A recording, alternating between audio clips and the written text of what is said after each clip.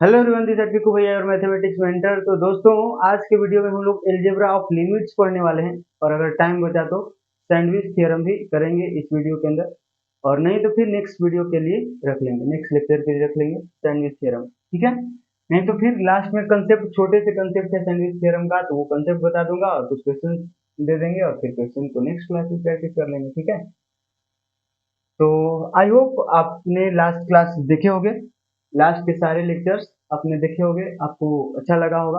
अगर आपने नहीं देखे हैं तो कृपया जाइए देखिए, प्लेलिस्ट का लिंक भी डिस्क्रिप्शन बॉक्स में डाला हुआ है, वहां से आप विजिट कर सकते हैं। ठीक है, तो ये सारे चीज हमने पढ़े थे, ढेर सारे क्वेश्चंस किए थे, है ना।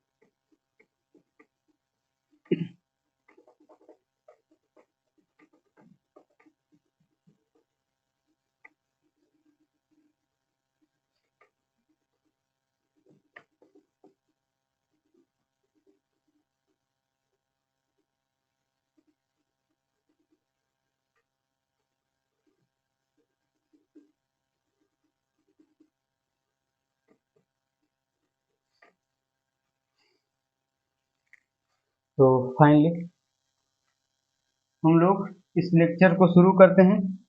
इरेज करने में काफी टाइम लगा, ठीक है, क्योंकि एक्चुअली बात ऐसा है कि 2 दिन वीडियो बनाए हुए हो गए थे। एक क्वेश्चन करते हैं ना, एक क्वेश्चन है जेई मेन 2019 का, और ये मेरे ख्याल से क्वेश्चन आपको करना चाहिए, इसीलिए मैंने आपको करवाना है। ठीक है, लिमिट y टेंड्स टू 0 दिया हुआ है और यहाँ है स्क्वायर रूट ऑफ 1 प्लस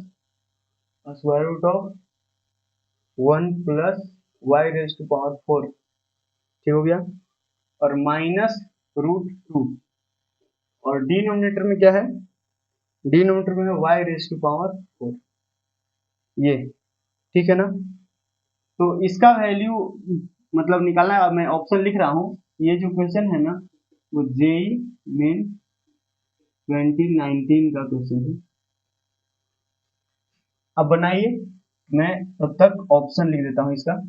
पहला ऑप्शन जो है ना, that is exist and equal, exist and equal दिया हुआ है 1/4√2। सेकेंड ऑप्शन जो है, that is exist and equals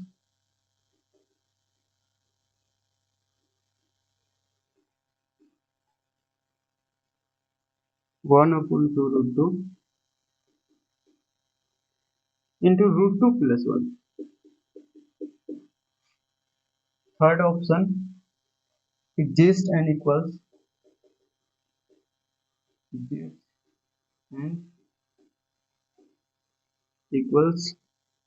1/2√2, and fourth option, does not exist, does not exist। ठीक है, कैसे करेंगे इस क्वेश्चन को, बताइए। ये क्वेश्चन को कैसे किया जाए, इस क्वेश्चन को करने के बाद आज के टॉपिक पर मूव ऑन करेंगे, लेकिन ये क्वेश्चन थोड़ा अच्छा है तो इसलिए आपने करना चाहिए। ठीक है, तो बताइए इस क्वेश्चन को कैसे करा जाए। तो क्वेश्चन में सबसे पहले मैंने क्या बताया था आपको कि पता करो कि ये लिमिट इसका एग्जिस्ट करता है कि नहीं करता है। तो उसके लिए हम लोग क्या करते हैं, डायरेक्ट, सॉरी एग्जिस्ट नहीं, मतलब क्या फॉर्म है, सबसे पहले क्या पता करते हैं हम लोग क्वेश्चन का क्या फॉर्म बन रहा है एक्चुअली। तो उसके लिए हम लोग डायरेक्ट सब्सटीट्यूशन करते हैं, मतलब जहां y दिख रहा है वहां वहां आप जीरो डाल दो। तो यहाँ जीरो डालेंगे तो ये 0 + 1, मतलब 1 + 0 बनेगा, तो स्क्वायर रूट के अंदर 1 वन का स्क्वायर रूट वन, तो वन प्लस वन टू, दिख रहा है √2 माइनस इधर तो √2 है ही और नीचे जीरो, मतलब इसका 0/0 फॉर्म बन रहा है। ये चमका क्या? अरे यार डायरेक्ट जीरो डाल दो, पता चल रहा है ना 0/0 फॉर्म। तो एक तो आप लॉपिटल लगा सकते हो, जैसे 0/0 या ∞/∞ चमकता है तो दिमाग में घूमने लगता है, चलो लॉपिटल लगा देते हैं, तो हाँ वो कर सकते हो, लेकिन लॉपिटल थोड़ा सा मुश्किल टास्क बन जाएगा, ठीक ना, मुश्किल टास्क बन जाएगा, क्योंकि ये रूट वूट वाला है तो थोड़ा सा इसका डेरिवेटिव गंदा होगा, मतलब टफ होगा, लेंदी होगा, टफ नहीं कह सकते हैं, लेंदी होगा, ठीक है। तो उससे अच्छा कुछ और मेथड लगा लो ना, और रूट देख के आपको क्या चमकता है, रेशनलाइज करो, तो सबसे पहला रेशनलाइजेशन से बना सकते हो, ठीक है, रेशनलाइजेशन से बना सकते हो ना, तो रेशनलाइजेशन से बना ले क्या, वही सही है। तो बताइए, या फिर इसको बाइनोमियल अप्रोक्सीमेशन भी यूज कर सकते हैं ना, क्योंकि यहाँ पर क्या है, यहाँ पर है 1 + y⁴, ठीक है, और इसका पावर है ये 1/2, इसका पावर क्या है 1/2 है, बोलो हाँ या ना, ऐसा है ना, ठीक है, ये तो दिख रहा है, यहाँ इसका पावर क्या है 1/2, अब यहाँ पर 1 है, यहाँ पर तो 1 है, और y → 0 दिया है, y → 0 दिया है, अब दोनों तरफ पावर 4 कर दोगे तो y की पावर 4 हो जाएगा, और यहाँ 0 की पावर 4 कितना आएगा, 0 ही होगा, मतलब y की पावर 4 भी 0 को टेंड कर रहा है। मैंने आपको बाइनोमियल अप्रोक्सीमेशन में क्या बताया था कि यहाँ पर 1 होना चाहिए और यहाँ पर जो डब्बा होना चाहिए वो डब्बा टेंड करना चाहिए 0 को, तो इसका पावर जो भी रहेगा ये मल्टीप्लाई हो जाएगा। यहाँ मैंने क्या बताया था कि यहाँ पर 1 होना चाहिए और ये जो डब्बा है ना वो 0 को टेंड कर रहा होना चाहिए, तो 0 को टेंड कर रहा है क्योंकि y 0 को टेंड करता है, तो y की पावर 4 भी 0 को टेंड करेगा, ठीक है। तो इसका पावर n करोगे तो ये बेसिकली 1 + n इंटू डब्बा के बराबर आ जाता है ना। तो हम यहाँ बाइनोमियल अप्रोक्सीमेशन आसानी से लगा सकते हैं, मेरे ख्याल से बाइनोमियल अप्रोक्सीमेशन ज्यादा आसान होगा एज कम्पेयर टू रेशनलाइजिंग, ठीक है। तो पहले दोनों, चलो दोनों मेथड से बता देते हैं, ठीक है। मेथड 1 आप कर लो क्या, बाइनोमियल अप्रोक्सीमेशन, ठीक है ना। तो आपका जो लिमिट है, लिमिट y → 0, ठीक हो गया। अब यहाँ पर क्या दिया हुआ है भाई, यहाँ पर दिया हुआ है स्क्वायर रूट के अंदर 1 + क्या लिखा हुआ है, यहाँ है 1 + y⁴ और इसका पावर 1/2, रूट को हम क्या लिख सकते हैं, पावर 1/2 लिख सकते हैं, बताओ। और यहाँ है स्क्वायर रूट ऑफ 2 और नीचे क्या है y⁴, ठीक। इसको आप क्या लिखोगे, लिमिट y → 0, तो ये क्या बन जाएगा, स्क्वायर रूट ऑफ 1 प्लस, ये तो मल्टीप्लाई में आ जाएगा ना क्योंकि ये 1 है और यहाँ ये y⁴ → 0 है, तो ये बाइनोमियल अप्रोक्सीमेशन से ये 1/2 मल्टीप्लाई में आ जाएगा, मतलब क्या बन जाएगा 1/2, यहाँ तो 1 रहेगा ना, ये तो 1 रहेगा ना यार, ये तो 1 रहेगा ही, तो 1 प्लस क्या हो जाएगा 1/2 y⁴, बोलो हाँ, ये बनेगा ना। और फिर ये क्या है, ये बेसिकली ये तो एज इट इज ना, और नीचे क्या है y⁴। अब सब्स्टिट्यूट करके देखो, डायरेक्ट सब्स्टिट्यूशन करो, अब क्या अभी इनडिटरमिनेट फॉर्म बन रहा है, तो हाँ, क्योंकि ये 0 डालोगे तो ये तो खत्म हो जाएगा और √2 बचेगा यहाँ पर, और √2 - √2 0 और 0/0, 0/0 फॉर्म अभी भी बन रहा है, ठीक है। तो क्या करें, तो अब भी देखो ना यार, ये क्या है, ये 1 + 1 मिटा के 2 लिख दूं क्या, 1 + 1 क्या हो जाएगा 2 हो जाएगा, ठीक है, 1 + 1 क्या हो जाएगा 2 हो जाएगा। आप ध्यान से देखो, तो ये रूट क्या है, रूट पावर 1/2 है, पावर क्या है 1/2, तो इसको भी मैं इरेज करके इसी स्टेप में 1/2 पावर कर दे रहा हूँ, कोई दिक्कत यहाँ तक नहीं ना। अच्छा, यहाँ भी हम बाइनोमियल अप्रोक्सीमेशन लगा सकते हैं, लेकिन उसके लिए ये 2 की जगह 1 होना चाहिए। तो मैंने बताया था आपको कि अगर ऐसा होगा जब, तो आप 1 बना सकते हो ना 2 को कॉमन लेकर के, तो 2 को आप कॉमन ले लो ना, सिंपली आप क्या करो, लिमिट y → 0, और यहाँ हम 2 कॉमन लेंगे, तो 2 कॉमन लेंगे तो यहाँ बच जाएगा 1, यहाँ क्या बच जाएगा 1, और प्लस यहाँ क्या हो जाएगा 1/4 बन जाएगा ना, क्योंकि 2 से मल्टीप्लाई करोगे तो यहाँ तो 2 बन जाएगा, और फिर यहाँ 1/2 y⁴ बनेगा कि नहीं बनेगा, बोलो 2 अगर हम कॉमन लेंगे तो यही बनेगा।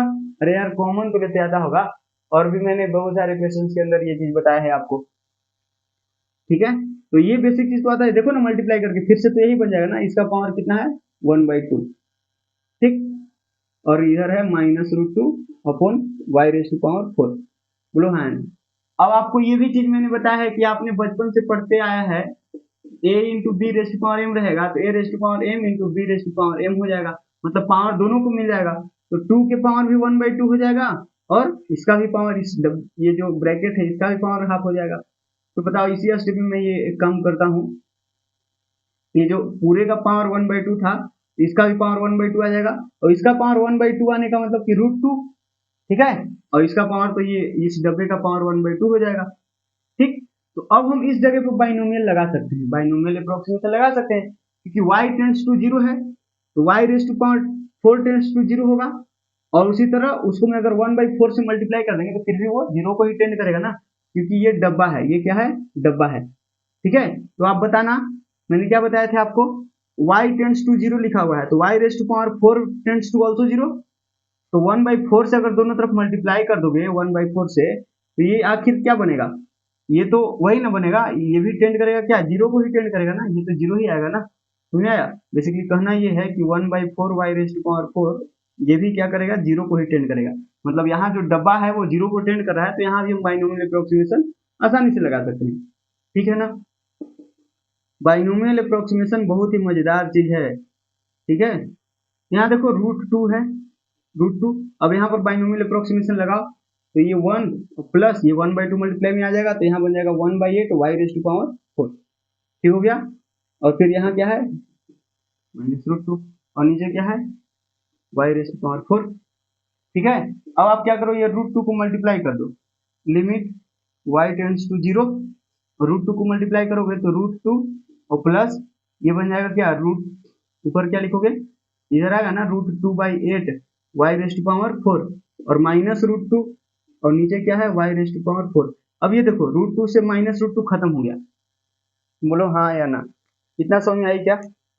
अब देखिएगा इधर ये क्या बन गया, लिमिट y टेंड्स टू 0, अब उधर जो है √2 अपॉन इसको क्या लिख सकते हैं, 4 इंटू 2 लिख सकते हैं 8 को, 4 इंटू 2 लिख सकते हैं 8 को, और यहाँ y रेज़ टू पावर 4 है और नीचे भी y रेज़ टू पावर 4 है, तो ये तो गया, मतलब जो दिक्कत दे रहा था जिसके वजह से इंक्रीमेंट को बन रहा था वो तो खत्म हो गया, ठीक है। और ये √2 से ये भी √2 बार में चल जाएगा, मतलब इसका फाइनल आंसर क्या आया, लिमिट y टेंड्स टू 0 है और यहाँ 1/4 √2 आ रहा है ना, ये तो कांस्टेंट है, तो कांस्टेंट का तो लिमिट यही हो जाता है ना, यानी 1/4 √2, ठीक है। तो इसका आंसर ये हो जाएगा, और ये क्या है, एक फाइनाइट नंबर है, ये क्या है, एक फाइनाइट है, फाइनाइट नंबर है। अगर ये फाइनाइट नंबर है तो लिमिट एग्जिस्ट करेगा, और लिमिट इक्वल किसके होगा, तो इसी के इक्वल, वही है, लिमिट एग्जिस्ट करेगा और इसका लिमिट क्या हो जाएगा, इसके इक्वल 1/4 √2, तो ये सारे गलत हो गए, ठीक। समझ में आया, तो सिंपल था यार, सिंपल, थोड़ी सी जो है बाइनोमियल अप्रोक्सीमेशन यूज करना था, बस आंसर आपके सामने, ठीक हो गया। तो ये बहुत ही आसान क्वेश्चन है। देखिए इसका दूसरा मेथड मैं बताता हूँ, ये आपको समझ में आया होगा।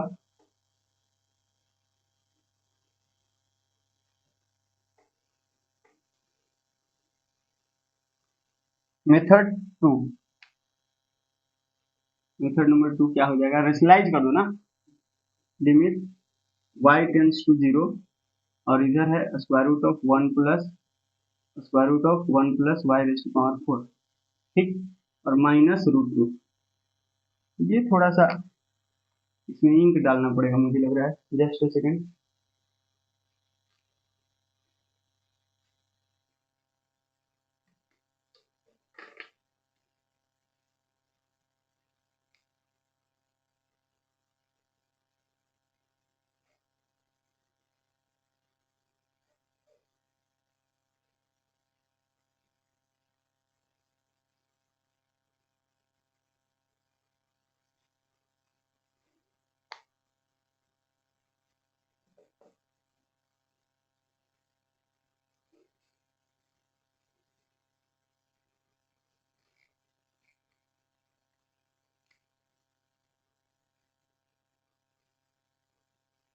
देखिए ये क्या है, square root of 1 plus square root of 1 plus y raise to power 4, ठीक है। और यहाँ है स्क्वायर रूट ऑफ 2 और नीचे है y रेज टू पावर 4। तो स्लाइड करते हैं तो यहाँ बस साइन चेंज करके ऊपर नीचे मल्टीप्लाई कर देंगे। ये क्या हो जाएगा, square root of 1 plus square root of 1 plus y raise to power 4 और यहाँ प्लस रूट 2 कर देंगे और इसी चीज से नीचे भी मतलब मल्टीप्लाई कर देना है। तो square root of 1 plus square root of 1 plus y raise to power 4 और ये प्लस रूट 2। ठीक हो गया ना। यहाँ देखना ध्यान से, लिमिट y टेंड्स टू 0, यहाँ a minus B A plus B, A square minus B square, इसका स्क्वायर करोगे तो ये पहला वाला रूट उड़ जाएगा, इसका स्क्वायर करोगे तो ये पहला वाला रूट खत्म हो जाएगा। तो बचेगा क्या, 1 plus square root of 1 plus y raise to power 4। ठीक, और माइनस इसका स्क्वायर तो ये 2 बनेगा, बोलो हाँ है ना। और नीचे ये y raise to power 4, y raise to power 4 और ये पूरा चीज square root of 1 plus square root of 1 plus y raise to power 4 plus root 2। ठीक हो गया। अब ध्यान से देखो, ये प्लस 1 और माइनस 2 को मैं क्या लिख दूं, माइनस 1 लिख दूं क्या, प्लस 1 और माइनस 2 माइनस 1 होगा ना यार। ठीक है, अब देखना डायरेक्ट सब्स्टिट्यूशन करके क्या अब भी इनडिटरमिनेट फॉर्म बन रहा है, तो बनेगा ना, क्योंकि यहाँ 0 रखोगे तो ये तो खत्म हो गया, तो 1 बचा, 1 माइनस 1 न्यूमरेटर में 0 बन गया, यहाँ 0 रखाएगा तो ये पूरा को 0 बना देगा, मतलब अभी भी 0/0 फॉर्म है। तो अब फिर से रेशनलाइजेशन यूज कर लो ना, फिर से रेशनलाइज कर दो, इसको ऊपर लिखो क्या, 1 plus y raise to power 4 और ये प्लस 1 और नीचे भी लिख दो इसी चीज को, square root of 1 plus y raise to power 4 plus 1, that's it. अब ये क्या बन जाएगा, अब ये बन जाएगा basically limit y tends to 0 और यहाँ ये क्या है, a minus B A plus B, तो अब इसका स्क्वायर करोगे तो ये रूट खत्म हो जाएगा, तो ये बनेगा 1 plus y raise to power 4। ठीक है, और इसका स्क्वायर करोगे तो मुझे -1 और नीचे क्या बन जाएगा, ये बन जाएगा basically y raise to power 4, तो एज इट इज, ये पूरा as it is square root of 1 plus square root of 1 plus y square और प्लस रूट 2 और ये भी as it is square root of 1 plus y raise to power 4 और plus 1। ठीक हो गया। अब ये 1 1 तो कैंसिल हो गया, 1 माइनस 1 और ऊपर बचेगा न्यूमरेटर में y रेज टू पावर 4 और नीचे भी y रेज टू पावर 4, कटने को बेकरार है। ठीक है, तो कट गया। अब y raise to power 4 sorry y tends to 0, तो डायरेक्ट सब्स्टिट्यूशन कर दो, न्यूमरेटर में तो 1 बचा ना, डायरेक्ट सब्स्टिट्यूशन करोगे तो क्या बनेगा, स्क्वायर रूट ऑफ 1 है प्लस ये भी स्क्वायर रूट ऑफ 1 बचेगा, ये तो 0 हो गया और प्लस रूट 2। ठीक, अब यहाँ क्या बचेगा, यहाँ तो स्क्वायर रूट ऑफ 1 बचेगा, बोलो हाँ या ना, होगा ना। यहाँ 0 डालोगे तो ये स्क्वायर रूट ऑफ 1 मतलब 1 ही आएगा, स्क्वायर रूट ऑफ 1 क्या होता है, 1 होता है, तो प्लस 1। ये क्या बना, ये बना, ये तो 1 हुआ, इसको हटा के कितना लिख देते हैं 1, 1 1 रूट 2, ये रूट 2 बन जाएगा, रूट 2 रूट 2 2 रूट 2, ये क्या बन गया, ये बन गया 2 रूट 2 और इधर भी 2 है, तो टोटल कितना होगा 1/4 रूट 2, यहाँ से भी आ गया। अरे कैसे भी कर लो यार, दोनों आसान है, चाहे बाइनोमियल अप्रोक्सीमेशन लगाओ या फिर रेशनलाइजेशन लगाओ। वैसे बाइनोमियल अप्रोक्सीमेशन में ज्यादा जल्दी चमक रहा था, या बाइनोमियल अप्रोक्सीमेशन से डायरेक्ट चमक रहा था कि देखो ना, ये पावर 1/2 इधर आएगा, या फिर इधर से बाहर से भी लगा सकते हो, बाहर से लगा सकते हो क्या, क्योंकि बाहर से अगर लगाएंगे, ये मैं कहना ये चाह रहा हूँ, just second,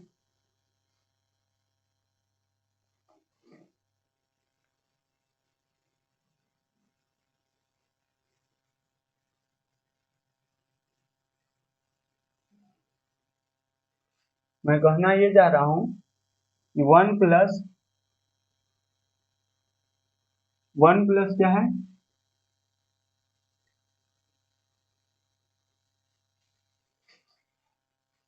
1 plus square root of 1 plus y raise to power 4 है ना, और इसका भी स्क्वायर रूट है। ठीक, तो मैं चाह रहा हूँ कि ये हटा के और इसको लिख दो 1/2, तो डब्बा ये बन गया और यहाँ 1 है, तो ये हम बाइनोमियल अप्रोक्सीमेशन तभी लगा पाएंगे ना जब ये डब्बा 0 बन रहा होगा, तो 0 नहीं बनेगा ना, क्योंकि y टेंड्स टू 0 है। ठीक, तो यहाँ से तो कह दोगे कि y raise to power 4 tends to 0 होगा, लेकिन ये 1 प्लस इतना है ना, तो 1 अगर ऐड करोगे तो ये क्या बन जाएगा, ये 1 बन जाएगा। ठीक, और फिर इसका स्क्वायर रूट लोगे तो फिर इसका ये 1 को टेंड करेगा, तो ये पूरा 1 को टेंड करेगा। तो गड़बड़ हो जाएगा ना, जीरो को टेंड करना चाहिए, डब्बा जीरो को टेंड करना चाहिए, तब ना बाइनोमियल अप्रोक्सीमेशन लगाते हैं। तो अंदर से ही मतलब ये बाइनोमियल अप्रोक्सीमेशन लगाना पड़ेगा यहाँ से, क्योंकि ये जीरो को टेंड कर रहा है तो 1/2 मल्टीप्लाई हो जाएगा, फिर ये बनेगा 2, तो √2 कॉमन लेंगे तो फिर से बाइनोमियल अप्रोक्सीमेशन बन जाएगा। तो आप अगर मतलब क्वेश्चन का प्रैक्टिस आपने किए है ना, तो मेरे ख्याल से बाइनोमियल अप्रोक्सीमेशन से जल्दी आंसर आता हुआ दिख रहा होगा। नहीं तो फिर ऐसे भी कर सकते हो, ये जो है स्पेस कम लिया और वो भी इतना ही लगभग लिया, और क्या। अरे समझ में आया ना, तो कैसे भी कर लो। ठीक, option A is the correct. ठीक है ना। चलिए आज का टॉपिक हम लोग स्टार्ट करते हैं।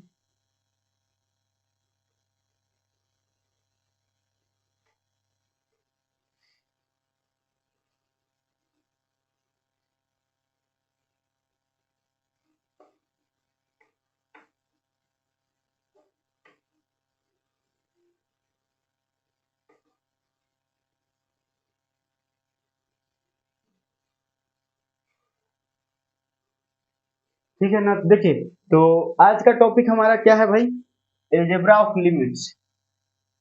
Algebra of limits.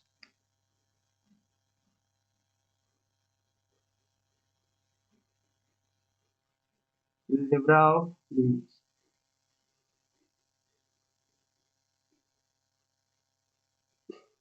ठीक, तो इसको में देखिएगा, सबसे पहले हम लेट कर लेते हैं, लेट कर लेते हैं। लिमिट एक्स टेंड्स टू ए, कोई फंक्शन एफ एक्स है, इसका वैल्यू एल आता है। कोई फंक्शन एफ एक्स है जिसका ए पॉइंट पर लिमिट का वैल्यू एल है, ठीक है ना। एंड सिमिलरली एक और फंक्शन है जी एक्स, जिसका उसी पॉइंट पर, उसी सेम पॉइंट पर उस फंक्शन का लिमिट बेसिकली एम आ रहा है। ठीक, ऐसा लेट कर लिया। देन देन अपने को पहला बात क्या जानना है कि आपको अगर पूछा जाए ना, limit x tends to a, और यहाँ एफ एक्स प्लस या माइनस कुछ भी हो सकता है, एफ एक्स और जी एक्स के बीच में प्लस हो सकता है या फिर माइनस भी हो सकता है। तो इसको आप, ये जो लिमिट है ना, इसको एफ एक्स के साथ अलग से चिपका सकते हो, जी एक्स के साथ अलग से चिपका सकते हो। कहना ये है कि ऐसे लिख सकते हो, लिमिट एक्स टेंड्स टू ए, मतलब इस लिमिट को एफ एक्स के साथ लिख दो और जी एक्स के साथ लिख दो। ठीक है, ये हो जाएगा limit x tends to A F X, और यहाँ जो साइन रहेगा उसी को लगा देना, प्लस रहेगा तो प्लस लिखेंगे, माइनस रहेगा तो माइनस लिखेंगे। ठीक है, और फिर जी एक्स के साथ भी आ जाएगा limit x tends to a और जी एक्स, दैट्स इट। ये हो गया, समझ में आया? इसका मतलब तो समझ ही रहे। यहाँ मैं पूछ दूंगा कि लिमिट एक्स टेंड्स टू पाई/2, ठीक है, और यहाँ है sine x plus cos x, ठीक है ना, ये चीज है। तो अब यहाँ दोनों ट्रिग्नोमेट्रिक फंक्शन, कोई भी फंक्शन रह सकता है, ऐसा नहीं कि यहाँ ट्रिग्नोमेट्रिक है तो यहाँ पे ट्रिग्नोमेट्रिक ही होना चाहिए, कोई भी फंक्शन यहाँ रह सकता है। तो आप इसके साथ लिमिट अलग से, इसके साथ लिमिट अलग से लगा सकते हो, जैसे लिमिट एक्स टेंड्स टू पाई/2, ठीक है, और यहाँ हो जाएगा साइन एक्स और plus limit x tends to पाई/2, और यहाँ हो जाएगा कॉस एक्स। इसका साइन एक्स ये क्या आएगा, पाई/2 रखो तो ये 1 आ जाएगा, और इसका लिमिट क्या हो जाएगा 0, तो इसका आंसर 1। ठीक है, तो ये कहना मेरा है, समझ में आ रहा है ना। तो ये बताना, जैसे इसका आंसर क्या आएगा, देखो ना, इसका आंसर तो आपको पता है कि एल है, तो ये क्या हो जाएगा बेसिकली एल, यहाँ प्लस या माइनस कुछ भी जो भी रहेगा, और जी एक्स का लिमिट एम है, इसका आंसर हो जाएगा L plus M, that's it. ठीक है ना, ये हो गया पहला पॉइंट। और दूसरा पॉइंट क्या हो जाएगा, लिमिट एक्स टेंड्स टू ए। ठीक, अगर f x into g x है ना, F x into g x, अगर दोनों के बीच में मल्टीप्लीकेशन है, तो भी आप क्या कर सकते हो, लिमिट अलग अलग लगा सकते हो दोनों पर। Limit x tends to A F x, ठीक है, और इंटू क्या हो जाएगा, limit x tends to A ji X. समझ में आया? ठीक, ये चीज कर सकते हो। तो इसका वैल्यू तो अपने को पता है एल, और इसका वैल्यू क्या पता है, इसका वैल्यू अपने को पता है एम, इसका आंसर हो जाएगा एल इंटू एम। ठीक है, एल इंटू एम, समझ में आया ना। अब थर्ड पॉइंट आपको क्या याद रखना है, लिमिट एक्स टेंड्स टू ए है, इनफैक्ट यहाँ डिवीजन में भी रहेगा ना, F x by ji x, F x by ji x, ठीक है। तो यहाँ भी आप लिमिट लगा सकते हो एफ एक्स के साथ में और जी एक्स के साथ में अलग अलग, ठीक है। तो ये हो जाएगा एफ एक्स और यहाँ हो जाएगा limit x tends to A ji x, उसका वैल्यू तो एल है और नीचे वाला का वैल्यू एम है। यहाँ ध्यान रखना ये है, provided m not equal to zero, मतलब डिनोमिनेटर का लिमिट जो है वो जीरो नहीं होना चाहिए ना, वो तो आपको भी पता है, क्योंकि डिनोमिनेटर अगर जीरो बन जाएगा तो ये नॉट डिफाइंड आ जाएगा ना। तो नॉट डिफाइंड किसी लिमिट का आंसर, अल्टीमेटली तो हम क्या निकाल रहे हैं, किसी ना किसी फंक्शन का लिमिट निकाल रहे हैं, समझ में आ रहा है कि नहीं आ रहा है। जैसे f x by ji x कोई नया फंक्शन है, सपोज एच एक्स, ये कोई फंक्शन है, ये कोई इन दोनों के अलावा कोई तीसरा फंक्शन है ना, जो इन दोनों के फंक्शन के डिवाइड करने को मिला है, ठीक है। तो ये कोई फंक्शन है और उसका हम निकाल रहे हैं लिमिट। तो लिमिट एग्जिस्ट तब ना करेगा जब कोई ना कोई फाइनाइट नंबर आएगा, समझ में आया। तो यहाँ हम इतना वर्ड इतना लिखेंगे, तो ये एल बाई एम आ रहा है, तो यहाँ लिखना मैंने ये चीज जरूरी है ना कि एम जीरो नहीं बनना चाहिए, मतलब डिनोमिनेटर का लिमिट जो है वो जीरो नहीं होना चाहिए, क्योंकि जीरो अगर हो जाएगा तो ये कोई फाइनाइट नंबर बाई जीरो, ये तो फिर इनफाइनाइट बन जाएगा ना। इनफाइनाइट नहीं क्या कहोगे तो डज ये नॉट डिफाइंड कहोगे, मतलब कोई फाइनाइट नंबर नहीं आया, नहीं आया तो फिर लिमिट एग्जिस्ट करेगा क्या, नहीं करेगा ना। इसीलिए ये जो डिनोमिनेटर का लिमिट है वो जीरो नहीं होना चाहिए, ये ध्यान रहे। फोर्थ पॉइंट, फोर्थ पॉइंट आपको ये याद रखना है, suppose limit x tends to ए है और यहाँ के टाइम्स एफ एक्स है, मतलब कोई फंक्शन है और ये के टाइम्स है, के क्या है, कोई कांस्टेंट हो सकता है, एनी कांस्टेंट, एनी कांस्टेंट। तो आप इस के को सीधा निकाल के बाहर फेंक सकते हो, दैट्स इट। के को बाहर फेंक दिए, limit x tends to a और यहाँ हो जाएगा एफ एक्स, मतलब मल्टीप्लीकेशन में अगर कोई कांस्टेंट है ना तो उसको बाहर निकाल के फेंक दो। कहना ये है कि लिमिट, फॉर एग्जांपल जैसे ये, इसका आंसर पहले बता दो क्या हो जाएगा, ये तो के है, के, और ये क्या है, इसका आंसर तो एल है, पता ही है, तो इसका आंसर के एल हो जाएगा। देखिएगा, मतलब कहना ये है मेरा, फॉर एग्जांपल यहाँ है limit x tends to suppose zero, ठीक, सपोज जीरो या फिर वन ही ले लेते हैं, समझ है ना। और यहाँ लिखा हुआ है सपोज थ्री, कोई फंक्शन है सपोज एफ एक्स ही लिख लेते हैं ना, एफ एक्स, ठीक, या फिर कोई भी फंक्शन रह सकता है, कुछ भी लिख लो, sine x cos x tan x, ठीक है, ये लिख लिया। तो इसको आप क्या कर सकते हो, या टेन इनवर्स एक्स लेते हैं, टेन इनवर्स एक्स, ठीक है। तो आप क्या कर सकते हो, ये थ्री को बाहर कर सकते हो, थ्री और ये limit x tends to one और ये हो जाएगा ten inverse one, sorry ten inverse x, मतलब थ्री को बाहर कर दिया, ठीक है। अगर ऐसा रहेगा limit x tends to one और यहाँ रहेगा टेन इनवर्स थ्री एक्स, इसको मत बाहर करना, ये गुना में नहीं ना है, समझ में आ रहा है कि नहीं आ रहा है। जो गुना में रहेगा उसको बाहर करना है, यहाँ से थ्री को बाहर मत कर देना, गलत हो जाएगा, ठीक। तो मेरे ख्याल से ये सब बेसिक बातें हैं, आपको समझ में आ रही होंगी। जो बातें ना समझ में आए तो आप कमेंट कर दिया करो, ठीक है। चलिए नेक्स्ट, फिफ्थ, फिफ्थ पॉइंट आपको क्या याद रखना है भाई, फिफ्थ पॉइंट आपको याद रखना है ऐसे, लिमिट एक्स टेंड्स टू ए है और कुछ ऐसा फंक्शन दे दे एफ एक्स और इसके पावर में जी एक्स लिखा हुआ है, एफ एक्स और इसके पावर में जी एक्स लिखा हुआ है, तो इसको भी आप दोनों को अलग अलग लिमिट दे सकते हो, मतलब दोनों के साथ लिमिट चला जाएगा ऐसे, लिमिट ये हो जाएगा f x x tends to a और वही हो जाएगा लिमिट इसके पावर में, इसके पावर में हो जाएगा ये limit x tends to a और यहाँ जी एक्स। इसका मतलब क्या हुआ, इसका वैल्यू तो एल है और इसका वैल्यू एम है, तो इसका आंसर हो जाएगा l raise to power m, समझ में आया ना। तो आप ऐसा याद रख सकते हो कि लिमिट जो है ना वो फंक्शन को देख के उधर चिपक जाता है, जहां फंक्शन देखता है वहां पर जाके चिपक जाता है, ऐसा कह लो, ठीक है। जैसे चुंबक जैसा व्यवहार करता है, मैग्नेट जैसा व्यवहार करता है, और फंक्शन कोई मैग्नेटिक मटेरियल है, ठीक है।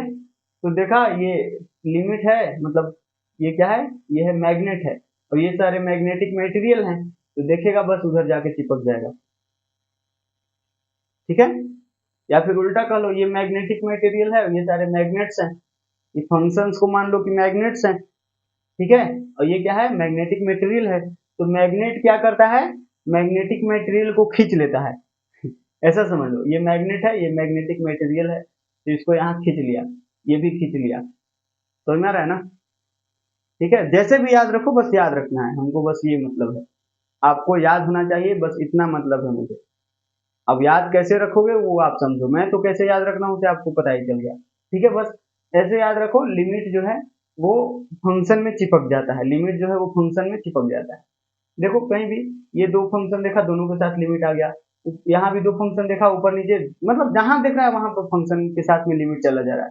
देखो यहाँ पावर में था, उधर भी चल गया, के था तो के को बाहर फेंक दिया और फंक्शन के साथ लिमिट चिपक गया। समझ में आ रहा है, ठीक है ना। चलिए नेक्स्ट, सिक्स वाला हो जाएगा, ऐसे है suppose limit x tends to a, और यहाँ मॉड के अंदर एफ एक्स है, मॉड के अंदर एफ एक्स है, तो मॉड को भी ये लिमिट नहीं छोड़ता है, बोलता है पहले मुझे लिमिट का वैल्यू पता करने दे फंक्शन का, इसके बाद मॉड वोड लगाते रहना।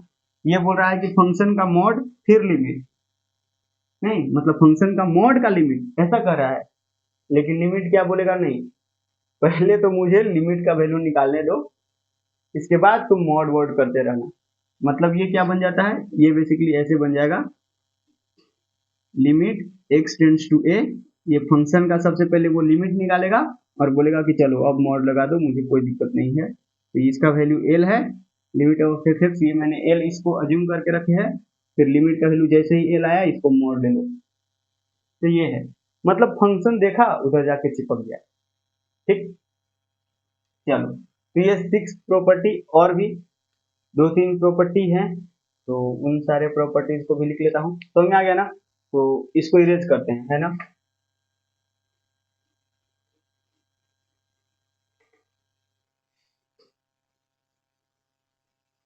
देखो एक प्रॉपर्टी जो है सेवेंथ, वो क्या हो जाएगा, ऐसे है,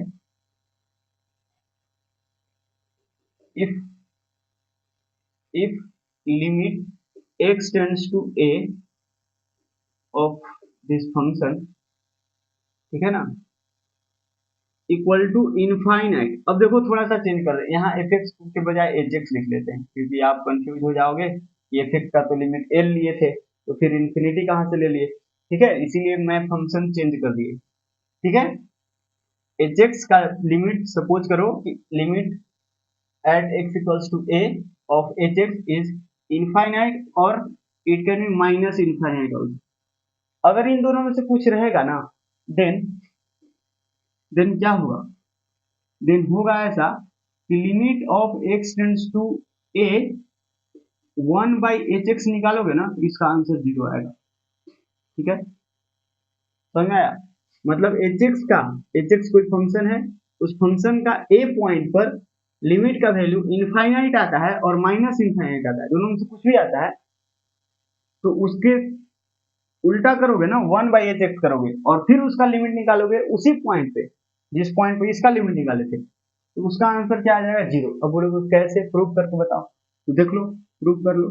जैसे लिमिट एक्स टेंड्स टू ए है, इसको इसको क्या लिख सकते हैं, देखो ना, ये वाला जो लगाया ना, ये वाला लगा लो, f x by ji x, F x की जगह वन है, कांस्टेंट फंक्शन है, वन भी एक प्रकार का फंक्शन है ना, जो कांस्टेंट फंक्शन जिसको बोलते हैं, वन टू थ्री, किसी भी कांस्टेंट को आप कांस्टेंट फंक्शन बोल रहे हो। ठीक है, तो ये क्या हो जाएगा, ये बेसिकली बन जाएगा limit x tends to a one, और नीचे क्या हो जाएगा, limit x tends to a और यहाँ एच एक्स, बोलो हाँ। ठीक है, अब वन का लिमिट तो वन ही होगा, और फिर इसका लिमिट तो पता ही है, इनफाइनाइट या माइनस इनफाइनाइट, मतलब प्लस या माइनस इनफाइनाइट, तो ये क्या होता है, ये तो जीरो ही होता है ना। मैंने बताया था लॉ ऑफ लव, जिसमें क्या था कि हमें पसंद है, मतलब वी लव इनफाइनाइट और माइनस इनफाइनाइट इन डिनोमिनेटर, क्यों, क्योंकि उसका आंसर जीरो आता है, और जीरो इन न्यूमरेटर, न्यूमरेटर में जीरो पसंद है, क्यों, क्योंकि उसका आंसर भी जीरो ही आता है। ठीक है, तो आ गया ना जीरो, तो हो गया प्रूफ। बहरहाल प्रूफ से अपने को बहुत ज्यादा मतलब नहीं है, लेकिन प्रॉपर्टी याद होना चाहिए, ये चीज जरूरी है, ये इंपॉर्टेंट प्रॉपर्टी है, ठीक है ना। खैर यूज तो कम ही होता है, वैसे मैंने क्वेश्चन देखे हैं, जैसे जैम जो कि ग्रेजुएशन के बाद उसका एग्जाम होता है, उसके जो है एक क्वेश्चन के अंदर मैंने ये प्रॉपर्टी यूज होता हुआ देखा था।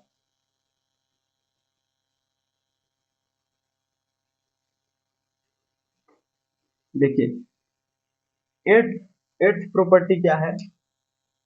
एट्थ प्रॉपर्टी ये है, ऐसा है या फिर ऐसा कर लो ना, ये वाला प्रॉपर्टी को ऐड कर लो, जो कि मैंने पहले ही बता दिया, उसको बाद में बताना चाहिए था मुझे। और सेवेंथ प्रॉपर्टी इसको कर लो, जो मैं अभी बता रहा हूँ, क्योंकि सेवेंथ प्रॉपर्टी ये एफ एक्स और जी एक्स से रिलेटेड है। ये एच एक्स तो बाहर चला गया ना, ठीक है। और देखिएगा सेवेंथ प्रॉपर्टी क्या है ना, इफ, ऐसे लिख लो ना, लिमिट एक्स टेंड्स टू ए है, एक्स टेंड्स टू ए और एफ ऑफ जी एक्स है, ऐसा लिखा हुआ, मतलब कंपोजिट फंक्शन का लिमिट आप निकाल रहे हैं। ये क्या है, कंपोजिट फंक्शन, बुझाता है ना। इसको हम लोग शॉर्ट में कैसे लिखते हैं, मतलब एक और तरीका से क्या लिखते हैं, f o g of x, fog x, ठीक है। तो इसका ही मतलब बेसिकली क्या होता है, limit x tends to a और यहाँ एफ के अंदर जी, एफ के अंदर जी, ठीक है, ये होता है। तो इसका लिमिट मतलब ये क्या है, इसको कैसे करते हैं, तो इसमें आपको पता होना चाहिए कि ये जो लिमिट है ना, वो जी एक्स के साथ में चला जाता है डायरेक्टली, एफ के साथ में नहीं लगता है, एफ को छोड़ के जी एक्स के साथ जाके चिपकता है, ठीक, अंदर वाले फंक्शन के साथ, ठीक है ना। तो ये क्या हो जाएगा, ये बेसिकली हो जाएगा f of limit x tends to A ji x, ये हो जाता है, बाहर वाले फंक्शन को छोड़ के अंदर वाले फंक्शन के साथ चिपक जाता है, ठीक है। तो ये होता है, लेकिन कंडीशन ये है, ये तभी होता है ओनली इफ, ये क्या हो जाएगा, इतना इक्वल टू इतना, इफ, ये कब होता है, if f x is continuous, F is continuous, ये जो फंक्शन एफ है, मतलब बाहर वाला फंक्शन, वो फंक्शन कंटिन्यूअस होना चाहिए, continuous at g x equal to m. अब ये एम क्या है आपको पता ही है, जी एक्स का लिमिट था ना, मैंने स्टार्टिंग में लिखवाए थे, limit x tends to A F x बराबर एल था, और limit x tends to A ji x बराबर क्या था, एम था। तो कहना ये है कि जो लिमिट का वैल्यू आ रहा है ना जी एक्स का, ये जो लिमिट का वैल्यू इसका आ रहा है, इसका वैल्यू, ये लिमिट का वैल्यू क्या है, ये वैल्यू तो एम ही है ना। तो एम पर एफ जो है वो कंटिन्यूअस होना चाहिए, तभी तो, जैसे एफ ऑफ एम बनेगा ना, आप देखो ना ये क्या बनेगा, बताओ, ये एम है तो आखिर ये अल्टीमेटली बनेगा क्या, एफ, और इसका वैल्यू आपको एम पहले से पता है, तो एफ एम बनेगा ना। एफ एम का मतलब क्या हुआ कि value of the function at m equal to, मतलब x equal to m, f x, F x में अगर एक्स की जगह हम एम डाल रहे हैं, इसका मतलब क्या, कि value of the function at x equal to m, m पर फंक्शन का वैल्यू क्या है, ठीक है। तो फंक्शन का वैल्यू क्या है वो कब मिलेगा, जब फंक्शन वहां इस पॉइंट पर कंटिन्यूअस होगा। कंटिन्यूअस का सीधा साधा मतलब समझो कि ग्राफ टूटा नहीं होना चाहिए, जैसे मान लो एफ एक्स का ग्राफ कुछ ऐसे होगा, ठीक है, और यहाँ पर है एम, ठीक, बताओ हम, यहाँ पर क्या है, एम, और ये क्या है, कंटिन्यूअस नहीं है, समझ आ रहा है कि नहीं यार, ये कंटिन्यूअस नहीं है।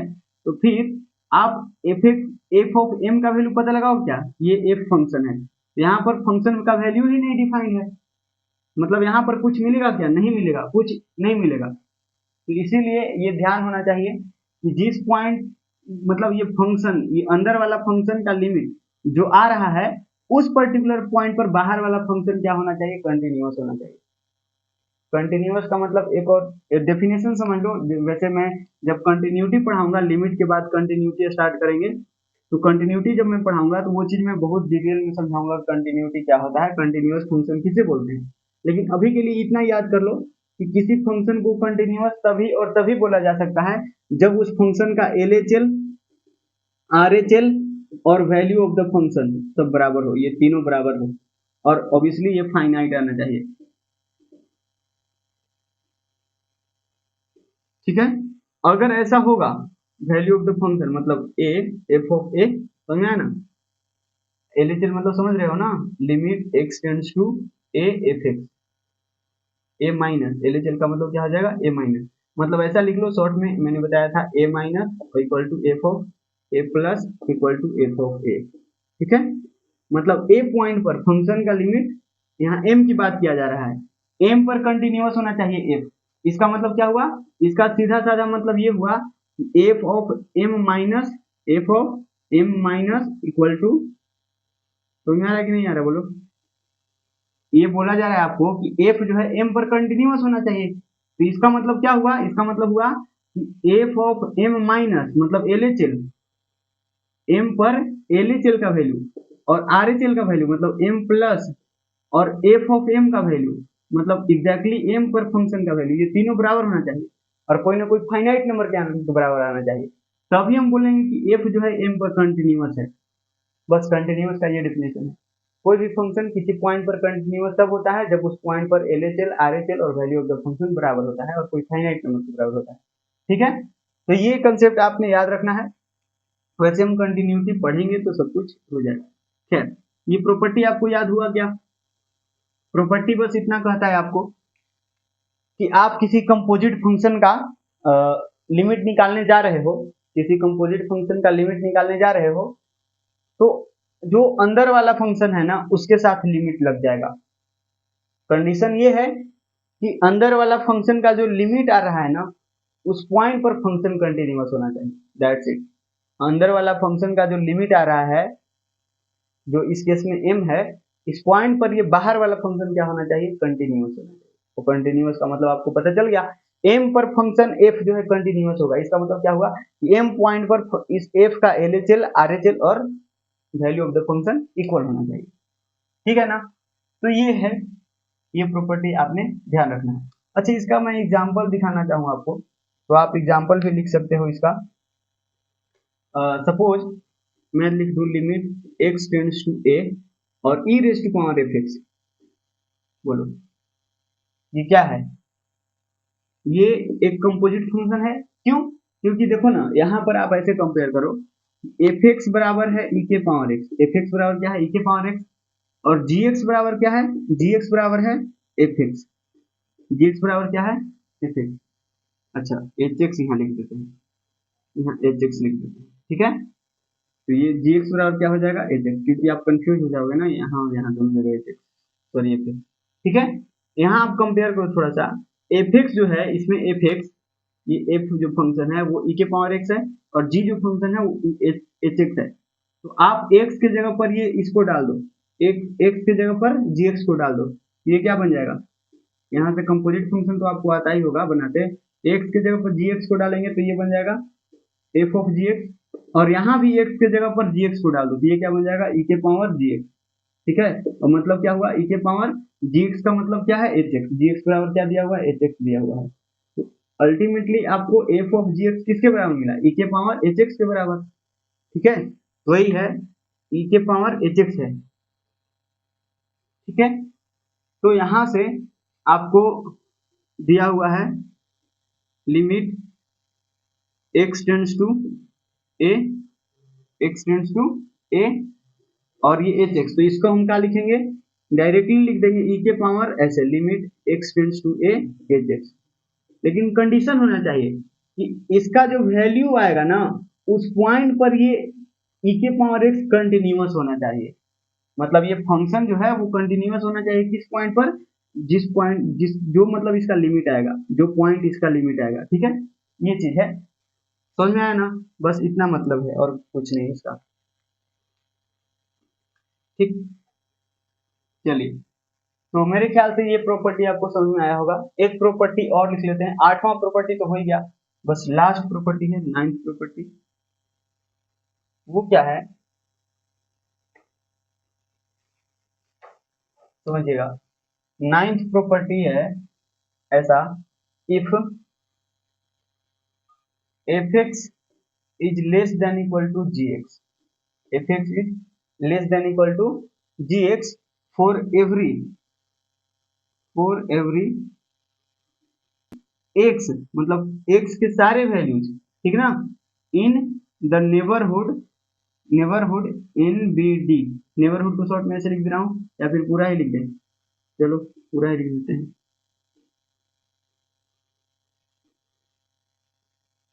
नेबरहुड जिसको एन बी डी शॉर्ट में लिखा जाता है ऑफ ए, ठीक है। देन क्या है, देन आप जब लिमिट लोगे ना, limit x tends to a, x tends to A F x, ठीक है, और इधर भी लिमिट ले लोगे, limit x tends to A ji x, तो भी ये sign of inequality as it is रहेगा। मतलब कहना ये चाह रहा है कि अगर f x less than equal to g x है for every x in the neighbourhood of a, मतलब ए के नेबरहुड में एक्स के कोई भी वैल्यू रहेगा जिसके लिए ये कंडीशन अगर सत्य हो तो ये भी सत्य होगा, मतलब आप दोनों तरफ लिमिट ले सकते हो, दैट्स इट, इतना मतलब है। अब नेबरहुड का मतलब क्या होता है आपको समझ में आता है क्या? नेबरहुड एक टाइप का इंटरवल होता है, नेबरहुड क्या होता है, एक टाइप का इंटरवल, नेबरहुड का मतलब क्या होता है, एक इंटरवल होता है, ठीक है। जैसे मैं दिखाता हूँ आपको थोड़ा सा नेबरहुड का मतलब समझा देते हैं। जैसे ये नंबर लाइन है, नंबर लाइन पर सपोज एक्स इक्वल्स टू ए एक पॉइंट है, ठीक है, तो ये पॉइंट का इधर से इधर, मतलब ये मैंने एक इंटरवल ले लिया, ओपन इंटरवल, ठीक है, ये ओपन इंटरवल होता है। तो ये जो पॉइंट है सपोज ये एक्स माइनस डेल्टा है, ये क्या है, एक्स माइनस डेल्टा, और ये क्या है, एक पॉइंट है एक्स प्लस डेल्टा, ये, ठीक है। तो एक्स माइनस डेल्टा और एक्स प्लस डेल्टा, डेल्टा कोई ना कोई मतलब छोटे से वैल्यू है, कोई भी स्मॉल पॉजिटिव नंबर, ठीक है। तो ये जो इंटरवल है ना, x minus delta comma x plus delta, क्योंकि इसके अंदर ए भी आ रहा है ना, एक्स इक्वल टू ए भी तो आएगा क्योंकि ये ओपन इंटरवल है जितना, तो ये जो है ना इसी को नेबरहुड ऑफ ए बोलेंगे। अब ये इंटरवल है, इंटरवल में एक्स के बहुत सारे इनफाइनेटली मेनी वैल्यूज हैं, तो इनफाइनेटली मेनी वैल्यूज है, तो वही बोल रहा है कि ये f x is less than equal to g x है ना, for every x is in the neighbourhood of a, मतलब ए के नेबरहुड में सारे एक्स के लिए अगर ये कंडीशन सत्य हो तो ये कंडीशन भी सत्य होगा, ठीक है। इसके ऊपर बहुत ज्यादा पीएचडी करने की जरूरत नहीं है, अगर हम नेबरहुड का कंसेप्ट समझाने लगेंगे तो फिर बीएससी के मैथ में चले जाएंगे, क्योंकि आपके सिलेबस में नेबरहुड का कंसेप्ट नहीं है, ठीक है ना।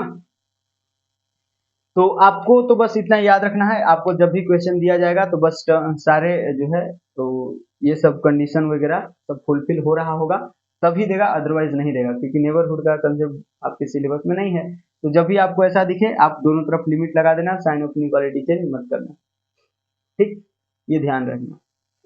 तो ये 9 प्रॉपर्टीज थे एल्जेब्रा ऑफ लिमिट्स में, तो ये आपने ध्यान रखना है, दैट्स इट, ठीक है। चलिए नेक्स्ट, अब थोड़ा सा मैं एक टेबल बनाता हूँ, नहीं टेबल है एक इसी से रिलेटेड, और वो टेबल बहुत ज्यादा इंपॉर्टेंट है, उसको मैंने नाम दिया है मैजिक टेबल।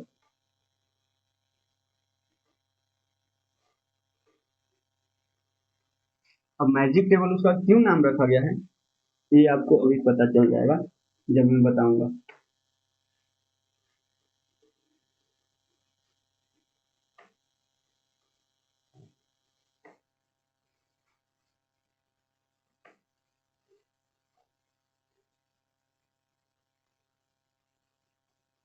देखिएगा, हम बात करते हैं मैजिक टेबल का।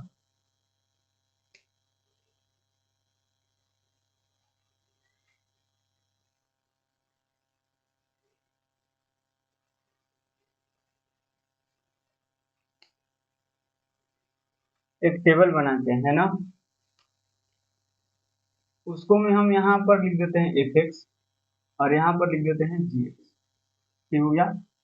और यहाँ पर हम लिखते हैं एफ एक्स प्लस या माइनस जीएक्स, और यहां पर लिखते हैं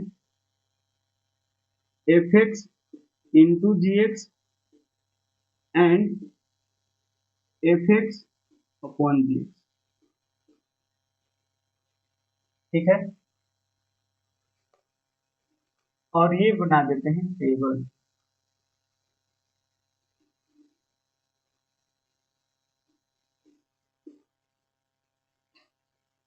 ठीक हो गया। देखिएगा, बताना ये चाह रहा हूं ना यार, बताना ये चाह रहा हूं मैं कि कोई फंक्शन एफ एक्स है जिसका किसी पॉइंट पे लिमिट की बात किया जा रहा है। ठीक है, इन सारे के लिए क्या बात किया जा रहा है, limit at x equal to a. इस पॉइंट पे अगर यहाँ पर मतलब ये फंक्शन एफ एक्स को ला करके रखोगे, एफ एक्स को अगर इसका वैल्यू एग्जिस्ट करता है, ठीक है, इसका क्या करता है, एग्जिस्ट करता है, और gx का भी वैल्यू एग्जिस्ट करता है, अगर यहाँ पर gx लाओगे और इस पॉइंट पर चेक करोगे तो gx का भी वैल्यू क्या करेगा, एग्जिस्ट कर जाएगा। ठीक है, fx भी एग्जिस्ट कर रहा है और gx भी एग्जिस्ट कर रहा है।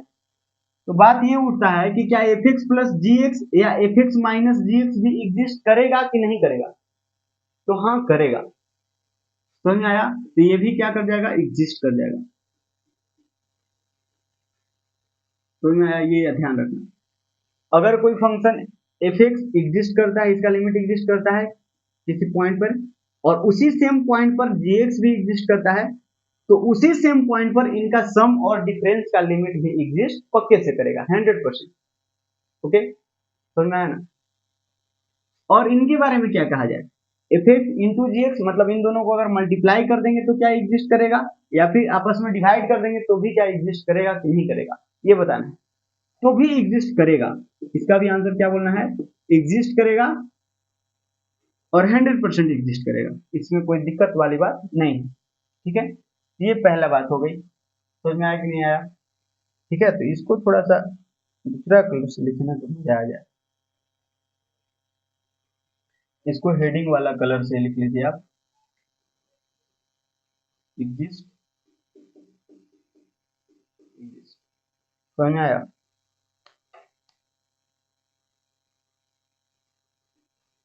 क्या कहा जा रहा है, अगर एफ एक्स एग्जिस्ट करता है, जी एक्स भी एग्जिस्ट करता है, तो f x plus g x या f x minus g x भी पक्के से एग्जिस्ट करेगा, f x into g x या f x by ji x भी पक्के से एग्जिस्ट करेगा ही करेगा। और अगर जी एक्स को ऊपर कर दे और एफ एक्स को नीचे कर दे फिर भी करेगा। समझ में आया, क्योंकि अपने को मतलब है कि दोनों एग्जिस्ट कर रहा है। अगर ये दोनों एग्जिस्ट कर रहा है तो ये जोड़ घटाव गुना भाग, मतलब एडिशन में सब्ट्रैक्शन मल्टीप्लिकेशन डिवीजन कुछ भी कर लो आप, एग्जिस्ट करेगा लिमिट। ठीक है, और सेम पॉइंट पर, ये ध्यान रखना, ऐसा नहीं कि इसको चेक कर रहे हैं किसी और पॉइंट पर, इसको किसी और पॉइंट पर, इसको किसी और पॉइंट पर, वैसे नहीं, एक ही पॉइंट पर, सेम पॉइंट पर बात किया जा रहा है। ठीक है ना, ठीक है, ये बात आपको मेरे ख्याल से ध्यान रहेगा। नेक्स्ट, नेक्स्ट वाला बात कर लेते हैं। अच्छा, पहले केसेस बना लेते हैं, कितने केसेस बन सकते हैं। तो पहला केस तो यही बनेगा कि दोनों एग्जिस्ट करेगा। दूसरा केस क्या बनेगा, एक एग्जिस्ट करेगा और एक एग्जिस्ट नहीं करेगा। दूसरा केस यही ना बनेगा, तो किसी एक को कह लो कि एग्जिस्ट करेगा और दूसरे को कह लो does not exist. Does not exist को मैं शॉर्ट में DNE लिख रहा हूँ, जैसा कि पहले भी लिखता आ रहा था। ऑप्शन में डज नॉट एग्जिस्ट को ऐसे ही तो लिख देते हैं, एग्जिस्ट और डज नॉट एग्जिस्ट, मतलब कोई भी, आप इसके जगह भी डज नॉट एग्जिस्ट लिख सकते हो और इसके जगह एग्जिस्ट लिख सकते हो। मतलब कहना यह है कि कोई एक, दोनों में से कोई एक एग्जिस्ट करता है और दूसरा एग्जिस्ट नहीं करता है, मतलब उसका लिमिट। ठीक है, एफ एक्स का लिमिट एग्जिस्ट करता है और जी एक्स का लिमिट एग्जिस्ट नहीं करता है, तो क्या होगा। अच्छा, तीसरा केस क्या बनेगा, एक और केस बनेगा ना, वो क्या बनेगा कि दोनों के दोनों ही एग्जिस्ट नहीं करते हैं, डज नॉट एग्जिस्ट। क्या हो जाएगा, डज नॉट एग्जिस्ट, दोनों के दोनों ही फंक्शन की लिमिट किसी उस पॉइंट पर, जिस पॉइंट पर हम बात कर रहे हैं उस पॉइंट पर एग्जिस्ट नहीं करता है। और क्या कोई केसेस बनाए जा सकते हैं, नहीं, इसके अलावा कोई केस नहीं बनेगा। सोच लो, पहला केस तो एक हुआ कि एग्जिस्ट किया दोनों, दूसरा केस की कोई एक एग्जिस्ट किया, और तीसरा केस की दोनों एग्जिस्ट नहीं किया। ठीक, अब चौथा केस ये मत बनाना कि इसको एग्जिस्ट करवा दो, इसको डज नॉट एग्जिस्ट करवा दो, ऐसा करके नहीं। क्योंकि वो उसका मतलब तो यही हो गया ना, मतलब मेरा कहना है कि कोई एक एग्जिस्ट करेगा और दूसरा एग्जिस्ट नहीं करेगा, तो वो तो इसको एग्जिस्ट लिखो, इसको डज नॉट एग्जिस्ट लिखो, या फिर इसको एग्जिस्ट इसको डज नॉट एग्जिस्ट, एक ही बात हो गया। ठीक है, तो यहाँ से हमें 3 केसेस देखने को मिले। ठीक, तो अब बात करते हैं इनकी, क्या होगा इसका आंसर, ये बताना है। तो अगर दोनों में से कोई एक फंक्शन एग्जिस्ट करता है, एक फंक्शन का लिमिट एग्जिस्ट करता है और दूसरे फंक्शन का लिमिट एग्जिस्ट नहीं करता है, तो उनको जोड़ने या घटाने से क्या होगा, उनको जोड़ने या घटाने से एग्जिस्ट नहीं करेगा, मतलब does not exist, does not exist 100% कहेंगे हम कि एग्जिस्ट नहीं करेगा, मतलब पक्के से कहेंगे क्या, F x plus g x या f x minus g x exist, उसका लिमिट उस पॉइंट पे नहीं करेगा। अगर कोई फंक्शन एग्जिस्ट, कोई दोनों में से कोई एक फंक्शन अगर एग्जिस्ट नहीं करता है तब। ठीक है, समझ में आया। अब जैसे इसका बात करें तो ये हो जाएगा मे और मे नॉट बी एग्जिस्ट। ठीक है, मे एग्जिस्ट लिख देता हूँ, इसको क्या लिख देता हूँ, मे एग्जिस्ट। मे एग्जिस्ट का मतलब एग्जिस्ट कर भी सकता है और नहीं भी, वो आपको चेक करना पड़ेगा। जैसे एफ एक्स एग्जिस्ट कर रहा है और जी एक्स एग्जिस्ट नहीं कर रहा है, तो उसको मल्टीप्लाई या डिवाइड करने पर क्या लिमिट एग्जिस्ट करेगा कि नहीं करेगा, वो आप नहीं बता सकते हो, वो आपको चेक करना पड़ेगा। जो भी फंक्शन मल्टीप्लाई या डिवाइड करने के बाद मिलेगा ना, उसको आपने क्या करना होगा, चेक करना होगा लिमिट निकाल करके कि आप लिमिट एग्जिस्ट उसका करता है कि नहीं करता है। ठीक है, अच्छा यहाँ पर भी वही बात हो जाएगा, मे एग्जिस्ट। अगर दोनों ही फंक्शन का लिमिट किसी पॉइंट पर, दोनों ही फंक्शन का लिमिट इस पॉइंट पर x इक्वल टू a पर एग्जिस्ट नहीं करता है, तो जोड़ने या घटाने पर भी उसका जो लिमिट आएगा ना, उसके बारे में कुछ नहीं कहा जा सकता है। लिमिट एग्जिस्ट कर भी सकता है और नहीं भी कर सकता है। ठीक है, और मल्टीप्लाई या डिवाइड करने पर भी उस फंक्शन का लिमिट एग्जिस्ट कर सकता है और नहीं भी कर सकता है। इसका भी क्या हो जाएगा, मे एग्जिस्ट। समझ में आया कि नहीं आया। ठीक, और रही बात मैजिक टेबल की, तो मैजिक टेबल इसलिए क्योंकि यहाँ मैजिक होगा कब, जब आप कंटिन्यूटी पढ़ोगे, एकदम सेम चीज। कंटिन्यूटी में क्या होगा कि एफ एक्स कंटिन्यूअस है, जी एक्स कंटिन्यूअस है, ये कंटिन्यूअस तो ये भी कंटिन्यूअस और ये भी कंटिन्यूअस। अब ये कंटिन्यूअस तो ये डिसकंटिन्यूअस, मतलब कंटिन्यूअस नहीं, तो ये भी पक्के से कंटिन्यूअस नहीं होगा, और ये में भी कंटिन्यूअस, मतलब कंटिन्यूअस हो सकता है नहीं भी हो सकता है। अगर ये भी कंटिन्यूअस नहीं है, ये भी कंटिन्यूअस नहीं है, तो ये भी कंटिन्यूअस हो सकता है और ये भी हो सकता है या नहीं भी। समझ में आया, वही हो जाएगा बस। यहाँ पर जहाँ एग्जिस्ट लिखा है ना, वहां पर कंटिन्यूअस आ जाएगा, और जहां पर डिस ये डज नॉट एग्जिस्ट लिखा हुआ है, वहां पर डिसकंटिन्यूअस आ जाएगा, दैट्स इट। और फिर उसी तरह डिफरेंशिएबिलिटी में भी यही बात होगा। यहाँ पर डिफरेंशिएबल, यहाँ पर डिफरेंशिएबल, तो यहाँ भी डिफरेंशिएबल डिफरेंशिएबल आएगा, यहाँ डिफरेंशिएबल, यहाँ पर नॉन डिफरेंशिएबल, तो यहाँ भी नॉन डिफरेंशिएबल और यहाँ में भी डिफरेंशिएबल, और यहाँ भी में, यहाँ क्या हो जाएगा, नॉन डिफरेंशिएबल तो क्या हो जाएगा, में भी डिफरेंशिएबल, में भी डिफरेंशिएबल। ठीक है, तो ये चीज आपको याद रखना जरूरी है। ठीक है ना, ये चीज आपने ध्यान रखना है, काम आ जाएगा। ठीक, इसीलिए इसको मैजिक टेबल हम बोल रहे हैं, क्योंकि मैजिक हो रहा है ना कि ये यहाँ बस लिमिट में हम इसको पढ़ रहे हैं, और बाकी आगे का चीज एकदम जादू से याद हो जा रहा है, मैजिक।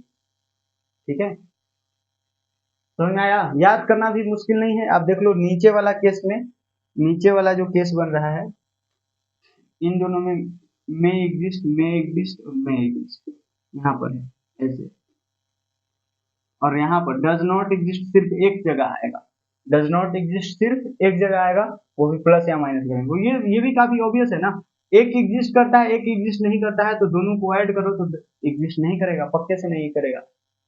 आप एग्जाम्पल भी लिख सकते हो, एग्जाम्पल में लिखू क्या, एग्जाम्पल लिखू क्या,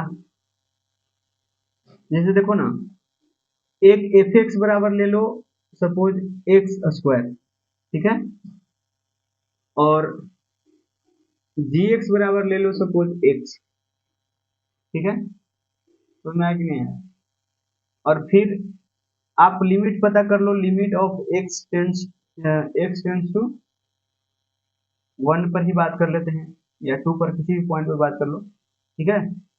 और यहाँ हो जाएगा एक्स स्क्वायर, ये एफ एक्स का लिमिट पता कर रहे हैं, किसका पता कर रहे हैं, एफ एक्स का।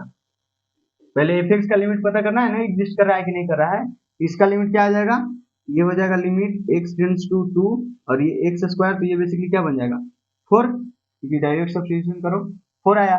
और जी एक्स का लिमिट क्या आएगा, लिमिट एक्स टेंड्स टू 2 और यहाँ है एक्स, इसका लिमिट क्या आया, जी एक्स का लिमिट, बोलो ये क्या है, जी एक्स है, तो जी एक्स का लिमिट क्या आ जाएगा बोलना, लिमिट एक्स टेंड्स टू 2 और ये एक्स है तो ये 2 बन जाएगा। मतलब एफ एक्स का भी लिमिट एग्जिस्ट कर रहा है और जी एक्स का भी लिमिट एग्जिस्ट कर रहा है ना, ठीक है। फाइनाइट नंबर आया तो एग्जिस्ट किया ना यार, डायरेक्ट सब्स्टिट्यूशन से फाइनाइट नंबर आ गया तो वही आंसर हो जाता है ना लिमिट का, मैंने बताया तो था, ठीक है। तो ये एग्जिस्ट कर रहा है और ये दोनों एग्जिस्ट कर रहा है। आप जोड़ घटा के ये चारों निकाल के देखो, F x plus g x करोगे, F x plus g x क्या आएगा, लिमिट एक्स टेंड्स टू क्या हो जाएगा, एक एक्स टेंड्स टू 2, इसी पॉइंट पर देखोगे ना, सेम पॉइंट पर 2 पर देखें इन दोनों के लिए तो 2 पर इसको भी देखेंगे, तो f x plus g x करोगे तो ये एक्स स्क्वायर प्लस एक्स बनेगा, तो इसका भी लिमिट एग्जिस्ट करेगा, क्योंकि देखो यहाँ पर 2 डालेंगे तो 4 प्लस 2 6, तो 6 भी फाइनाइट नंबर है, एग्जिस्ट कर गया लिमिट। यही यहाँ माइनस कर दोगे तो क्या आ जाएगा 4 माइनस 2, तो ये बनेगा 2, ये भी लिमिट एग्जिस्ट कर रहा है, मतलब ये दोनों तो एग्जिस्ट किया। और मल्टीप्लाई कर देंगे तो क्या बनेगा, मल्टीप्लाई कर दोगे तो f x into g x, तो यहाँ एक्स क्यूब हो जाएगा ना, x square into x, x cube हो जाएगा, ये भी एग्जिस्ट करेगा, 2 के पावर 3 कितना हो जाएगा 8 हो जाएगा। और अगर f x by ji x करोगे तो भी एग्जिस्ट करेगा, अगर f x by ji x करोगे तो ये एक्स स्क्वायर बाई एक्स बनेगा, तो ये बेसिकली 2 स्क्वायर बाई 2 बनेगा जो कि 2 आएगा, ये भी एग्जिस्ट किया। अरे समझ में आया, ठीक है। तो ऐसा हर एक फंक्शन के लिए होगा, चाहे आप कोई सा भी फंक्शन लेके देख लो, कोई सा भी फंक्शन लेके देख लो, अगर इन दोनों का लिमिट एग्जिस्ट करता है ना तो पक्के से उनके एडिशन या सब्ट्रैक्शन का और प्रोडक्ट या डिवीजन का लिमिट एग्जिस्ट करेगा ही करेगा, ठीक है, 100%, इसमें कोई शक वाली बात नहीं है। अच्छा, इसके लिए एग्जांपल लेते हैं, एफ एक्स का लिमिट एग्जिस्ट कर रहा है और जी एक्स का लिमिट एग्जिस्ट नहीं कर रहा है, तो आप ऐसा करो ना, जी एक्स को 1/x ले लो, जी एक्स को 1/x ले लो और लिमिट 2 के बजाय 0 पर चेक कर लो, लिमिट 2 के बजाय 0 पर चेक कर लो, ठीक है। तो 0 पर चेक करोगे, ये देखो 0 पर अब हम चेक कर रहे हैं और यहाँ क्या है 1/x है, देखिएगा यहाँ यहाँ क्या होगा, ये एफ एक्स तो एक्स स्क्वायर है, ये क्या है, ये 0 डालोगे तो 0 का स्क्वायर 0 ही आएगा, मतलब इसका लिमिट एग्जिस्ट कर रहा है, 0 को कोई फाइनाइट नंबर है ना तो एग्जिस्ट कर रहा है, माने एफ एक्स का लिमिट एग्जिस्ट कर रहा है और जी एक्स का लिमिट एग्जिस्ट नहीं करेगा, क्योंकि ये 0 डालोगे तो 1/इनफाइनाइट बनेगा, सॉरी 1/0 बनेगा, 1/0 बनेगा, वो इनफाइनाइट आ जाएगा, तो लिमिट एग्जिस्ट नहीं करेगा, ठीक है। लिमिट एग्जिस्ट तो नहीं किया, तो दोनों को अगर ऐड करेंगे तो ये भी एग्जिस्ट नहीं करेगा फॉर श्योर, क्योंकि देखो ना, अगर ऐड करोगे, क्या करोगे, ऐड करोगे, लिमिट एक्स टेंड्स टू 0, इसी पॉइंट पर निकालेंगे ना, F x plus g x करोगे, मतलब एक्स स्क्वायर प्लस 1/x करोगे, इसको 0 निकाल, इसको लिमिट निकालोगे तो ये तो बन जाएगा 0 और ये बन जाएगा इनफाइनाइट, तो ये क्या बन जाएगा इनफाइनाइट, तो लिमिट एग्जिस्ट नहीं किया, क्योंकि फाइनाइट नंबर आना चाहिए ना, लिमिट एग्जिस्ट तभी तो करेगा, तो f x plus g x तो नहीं किया। उसी तरह अगर यहाँ माइनस भी लगा दोगे तो यहाँ माइनस आ जाएगा, तो वो भी माइनस इंफिनिटी के बराबर आ जाएगा, ये क्या आ जाएगा माइनस इंफिनिटी के बराबर आ जाएगा, तो ये भी एग्जिस्ट नहीं किया। तो मतलब कहना ये है कि अगर एक एग्जिस्ट कर रहा है और दूसरा एग्जिस्ट नहीं कर रहा है तो उनको जोड़ोगे या घटाओगे, मतलब ऐड करोगे या सब्ट्रैक्ट करोगे तो भी लिमिट एग्जिस्ट नहीं करेगा पक्के से, ठीक है। और यही अगर उनको मल्टीप्लाई कर देते हो और डिवाइड कर देते हो, मल्टीप्लाई कर दो या फिर डिवाइड कर दो, तो लिमिट एग्जिस्ट कर भी सकता है और नहीं भी कर सकता है, मतलब कुछ केसेस में लिमिट एग्जिस्ट करता हुआ नजर आएगा और कुछ केसेस में लिमिट एग्जिस्ट करता हुआ नहीं आएगा नजर। तो आप यहाँ पर चेक कर लो, यहाँ पर क्या होता है एक्चुअली, तो यहाँ पर देखोगे आप लिमिट एक्स टेंड्स टू 0, पहले मल्टीप्लाई करके देख लेते हैं, तो मल्टीप्लाई करोगे तो एक्स स्क्वायर इंटू 1/x क्या हो जाएगा, एक्स स्क्वायर इंटू 1/x, ठीक है। तो ये क्या आया, ये तो basically limit x tends to 0, एगो तो एक्स कट गया तो एक्स बचा, तो इसका तो लिमिट एग्जिस्ट कर गया ना, ठीक है। मतलब एफ एक्स का लिमिट एग्जिस्ट कर रहा था, 0 आ रहा था, और जी एक्स का लिमिट एग्जिस्ट नहीं कर रहा था, और यही दोनों को ऐड किए तो लिमिट तो एग्जिस्ट नहीं किया, वो होना भी चाहिए, लेकिन मल्टीप्लाई करने पर लिमिट एग्जिस्ट कर गया। तो आप बोलोगे तो ऐसा भी एग्जाम्पल देके दिखाओ जिसमें ये दोनों तो है सही, मतलब ये एग्जिस्ट करता है, ये एग्जिस्ट नहीं करता है, और ये भी एग्जिस्ट, ये भी एग्जिस्ट ना करे, ऐसा। इसलिए ये तो एग्जाम्पल हो गया ना कि मल्टीप्लाई करने पर लिमिट एग्जिस्ट कर गया। और यहाँ लिखा हुआ है मे एग्जिस्ट। मे एग्जिस्ट का मतलब क्या, कि लिमिट एग्जिस्ट कर भी सकता है और नहीं भी कर सकता है। तो यहाँ तो लिमिट एग्जिस्ट कर रहा है, ऐसा एग्जाम्पल दिखाओ जिसमें लिमिट एग्जिस्ट ना करे। तो उसके लिए आप ऐसे कर लो ना, यहाँ पर एक्स स्क्वायर ले लो, यहाँ पर एक्स ले लो, यहाँ पर एक्स लोगे तो ये तो अल्टीमेटली जीरो ही आने वाला है, ठीक है। अब यहाँ पर मैंने एक्स स्क्वायर ले लिया है, ये भी नॉट डिफाइंड आएगा, मतलब एफ एक्स का लिमिट एग्जिस्ट कर रहा है अभी भी, और जी एक्स का लिमिट एग्जिस्ट नहीं कर रहा है, ठीक है, सही बात। अच्छा, और जब यहाँ दोनों को मल्टीप्लाई करोगे भाई, x into one by x square करोगे, तो basically it will become one by x ना, ये क्या बन जाएगा, limit x tends to zero, और ये वन बाई एक्स। आप यहाँ जीरो पुट करोगे तो इट इज बिकम इनफाइनाइट। तो इनफाइनाइट मतलब क्या है, वही लिमिट एग्जिस्ट नहीं किया। तो यहाँ देखो यही वही केस था कि एक फंक्शन एग्जिस्ट कर रहा था और दूसरा फंक्शन का लिमिट एग्जिस्ट नहीं कर रहा था, लेकिन मल्टीप्लाई किया तो लिमिट नहीं एग्जिस्ट किया, मतलब उसी का दूसरा एग्जाम्पल हो गया। समझ में आया कि नहीं आया, बोलो।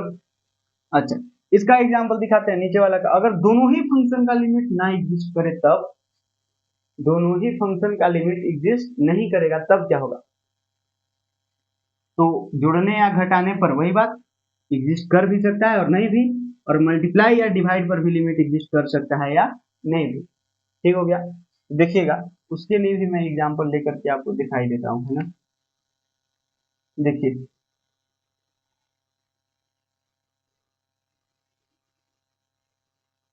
ये बस मैं एग्जांपल इसलिए लेकर के दिखा रहा हूँ ना, क्योंकि आपको दिमाग में सोचते आना चाहिए एग्जाम्पल। एग्जाम्पल इसलिए सोचते आना चाहिए क्योंकि कई बार काउंटर एग्जाम्पल वाले क्वेश्चन आ जाते हैं, ठीक है। काउंटर एग्जाम्पल आपको अगर क्वेश्चन में चमक गया तो फिर आपको क्वेश्चन जल्दी सॉल्व करते आ जाएगा। जैसे कि मैंने जब प्रीवियस ईयर क्वेश्चन करवा रहा था जेईई मेन का, तो उसमें काउंटर एग्जाम्पल वाले ढेर सारे क्वेश्चन किए थे, ठीक है, पूछा जाता है। और सेट के अंदर भी क्वेश्चन पूछा जाता है काउंटर एग्जाम्पल का। काउंटर एग्जाम्पल का मतलब वही, जैसे किसी चीज को अगर सही प्रूफ करना है उसके लिए तो हम लोग थियरी देते हैं कैसे कैसे ये आया, लेकिन किसी चीज को अगर गलत प्रूफ करना है ना तो फिर काउंटर एग्जाम्पल की जरूरत पड़ता है, ठीक है। किसी चीज को अगर गलत प्रूफ करना है तो उसके लिए हम लोग काउंटर एग्जाम्पल ढूंढते हैं, ठीक। तो वही है, काउंटर एग्जाम्पल ढूंढने में मदद करेगा ये सारा चीज। देखिएगा, अब मैं बोलूंगा कि ऐसा दो फंक्शन ढूंढ के बताओ जिसका लिमिट एग्जिस्ट नहीं करता है किसी एक पॉइंट पर, ठीक है, लेकिन यही उनको जोड़ोगे ना तो एग्जिस्ट कर जाएगा, ठीक है। ये पूछूंगा मैं, तो मैं F X equal to suppose one by X ले लिए, ठीक है। मैंने क्या ले लिए, F X equals to one by X या two by X, three by, कुछ भी ले लो ना, थ्री बाई एक्स ले लिया, और जी एक्स बराबर ले लिया, जी एक्स इक्वल टू ले लिया suppose minus three by x, इसी का निगेटिव, ठीक है ना। तो आप देखो ये तो एग्जिस्ट नहीं कर रहा है। अगर limit limit x tends to zero पर बात किया जाए एफ एक्स का, तो ये तो डज नॉट एग्जिस्ट है, डज नॉट एग्जिस्ट, क्योंकि ये three by zero not defined आएगा। और उसी तरह limit x tends to zero g x का पूछा जाए तो ये भी डज नॉट एग्जिस्ट है, बोलो हाँ या ना। लिमिट तो एग्जिस्ट नहीं कर रहा है, लेकिन इन दोनों को जोड़ के देखो, इन दोनों को अगर ऐड करोगे तो ये क्या बन जाएगा, limit x tends to zero, और एफ एक्स है थ्री बाई एक्स, और प्लस ये बन जाएगा माइनस थ्री बाई एक्स, ठीक है। ये बेसिकली क्या बन रहा है, ये तो जीरो बन गया ना, ये क्या बन गया, limit x tends to zero, और ये बन गया, कैंसिल हो जाएंगे ना दोनों, तो निगेटिव है, इतना माइनस इतना जीरो, तो इसका आंसर जीरो आया। मतलब क्या, लिमिट एग्जिस्ट कर गया ना, ठीक है। एफ एक्स का लिमिट एग्जिस्ट नहीं कर रहा था, जी एक्स का भी नहीं कर रहा था, लेकिन यही जब मैंने ऐड किए तो उसका लिमिट एग्जिस्ट कर गया, तो ये होगा मे एग्जिस्ट, ठीक है। और यही मान लो कि मैं यहाँ पर फोर बाई एक्स ले लिया होता, फोर बाई एक्स ले लिया होता तो यहाँ पर आ जाता फोर बाई एक्स, तो 4/x और -3/x, तो फिर यहाँ 1/x बन जाता है, 1/x बन जाता, तो यहाँ इनफाइनाइट आ जाता, तो फिर बोल देते कि एग्जिस्ट नहीं कर रहा है, मतलब ये भी डज नॉट एग्जिस्ट, ये भी डज नॉट एग्जिस्ट और ये भी डज नॉट एग्जिस्ट आ जाता, अगर हम यहाँ 4/x ले लेते तो। इस तरह से आपको एग्जाम्पल ढूंढने आने चाहिए, ठीक है। तो अगर कोई किसी फंक्शन का लिमिट किसी पॉइंट पर एग्जिस्ट करता है और दूसरे का भी एग्जिस्ट नहीं करता है और दूसरे का भी एग्जिस्ट नहीं करता है, तो उनको जोड़ने या घटाने पर भी एग्जिस्ट कर सकता है या नहीं कर सकता है, उसके लिए आपको चेक करना पड़ेगा, ठीक है। अच्छा, मल्टीप्लाई या डिवाइड करने पर वहां भी आपको चेक करना पड़ेगा, ठीक है। अच्छा, एक और शानदार एग्जाम्पल होता है इसका, बहुत फेमस एग्जाम्पल, वो मैं दिखाता हूँ। सपोज x इक्वल्स टू ले लिया ग्रेटेस्ट इंटीजर ऑफ x, और ये gx इक्वल टू ले लिया फ्रैक्शनल पार्ट ऑफ x, ठीक है। तो आप देखोगे ये x टेंड्स टू 1 पर बात करो, चाहे कोई किसी भी इंटीजर पर बात कर लो, किसी भी इंटीजर पर, 2 पर, 3 पर, 4 पर, ठीक है, किसी भी इंटीग्रल पॉइंट पर आप बात कर लो इन दोनों फंक्शन की लिमिट का। तो मैंने आपको बताया था, याद करो, आई थिंक लिमिट के ही लेक्चर में मैंने बताया था, हाँ लिमिट के ही लेक्चर में बताया था, एग्जैक्टली तो मुझे नहीं याद है कौन सा लेक्चर, लेकिन हाँ स्टार्टिंग में ही दूसरा या तीसरा लेक्चर के अंदर होगा, कि ग्रेटेस्ट इंटीजर फंक्शन और फ्रैक्शनल पार्ट फंक्शन दोनों में से किसी भी फंक्शन का लिमिट एग्जिस्ट नहीं करता है कोई भी इंटीग्रल पॉइंट पर, ठीक है। मतलब 3 पर इस फंक्शन का लिमिट डज नॉट एग्जिस्ट होगा और इस फंक्शन का भी लिमिट डज नॉट एग्जिस्ट होगा, मतलब दोनों के दोनों डज नॉट एग्जिस्ट है। अगर नहीं देखे हो तो वहां जाके देखो, बहुत डिटेल से मैंने ये चीज समझाया है आपको, ठीक है। और दोनों को जब ऐड करोगे ना, दोनों को जब ऐड करोगे क्या मिलेगा, लिमिट x टेंड्स टू 3, और दोनों को ऐड करोगे ये क्या है, greatest integer of x, plus ये क्या है, फ्रैक्शनल पार्ट ऑफ x, ठीक। तो ये क्या बनेगा, ये बन जाएगा लिमिट x टेंड्स टू 3, और ये क्या होता है, ये क्या होता है, ये तो x होता है ना, ये मैंने बताया था, greatest integer of x plus fractional part of x, इसका वैल्यू x होता है, ठीक है। तो x लिख दिया इन दोनों के बदले x, क्योंकि इतना इक्वल टू x होता है, मैंने वहां भी बताया था जहां पर ये सारा कंसेप्ट बताया था। तो ये क्या आ जाएगा, डायरेक्ट सब्स्टिट्यूशन करोगे तो इसका आंसर 3 आया ना। इसका मतलब क्या हुआ कि fx और gx दोनों ही के लिमिट 3 पर एग्जिस्ट नहीं कर रहे थे, लेकिन जब उनको ऐड किया ना तो उसी पॉइंट पर इसका लिमिट एग्जिस्ट कर गया। वही बात मैं बता रहा हूँ कि लिमिट एग्जिस्ट कर भी सकता है और नहीं भी कर सकता है, समझ में आया कि नहीं आया, ठीक है। अच्छा, अगर मल्टीप्लाई करोगे तो भी एग्जिस्ट कर सकता है और नहीं भी कर सकता है, ठीक है। जैसे उसके लिए भी मैं एग्जांपल एक दिखाता हूं आपको, देखिए।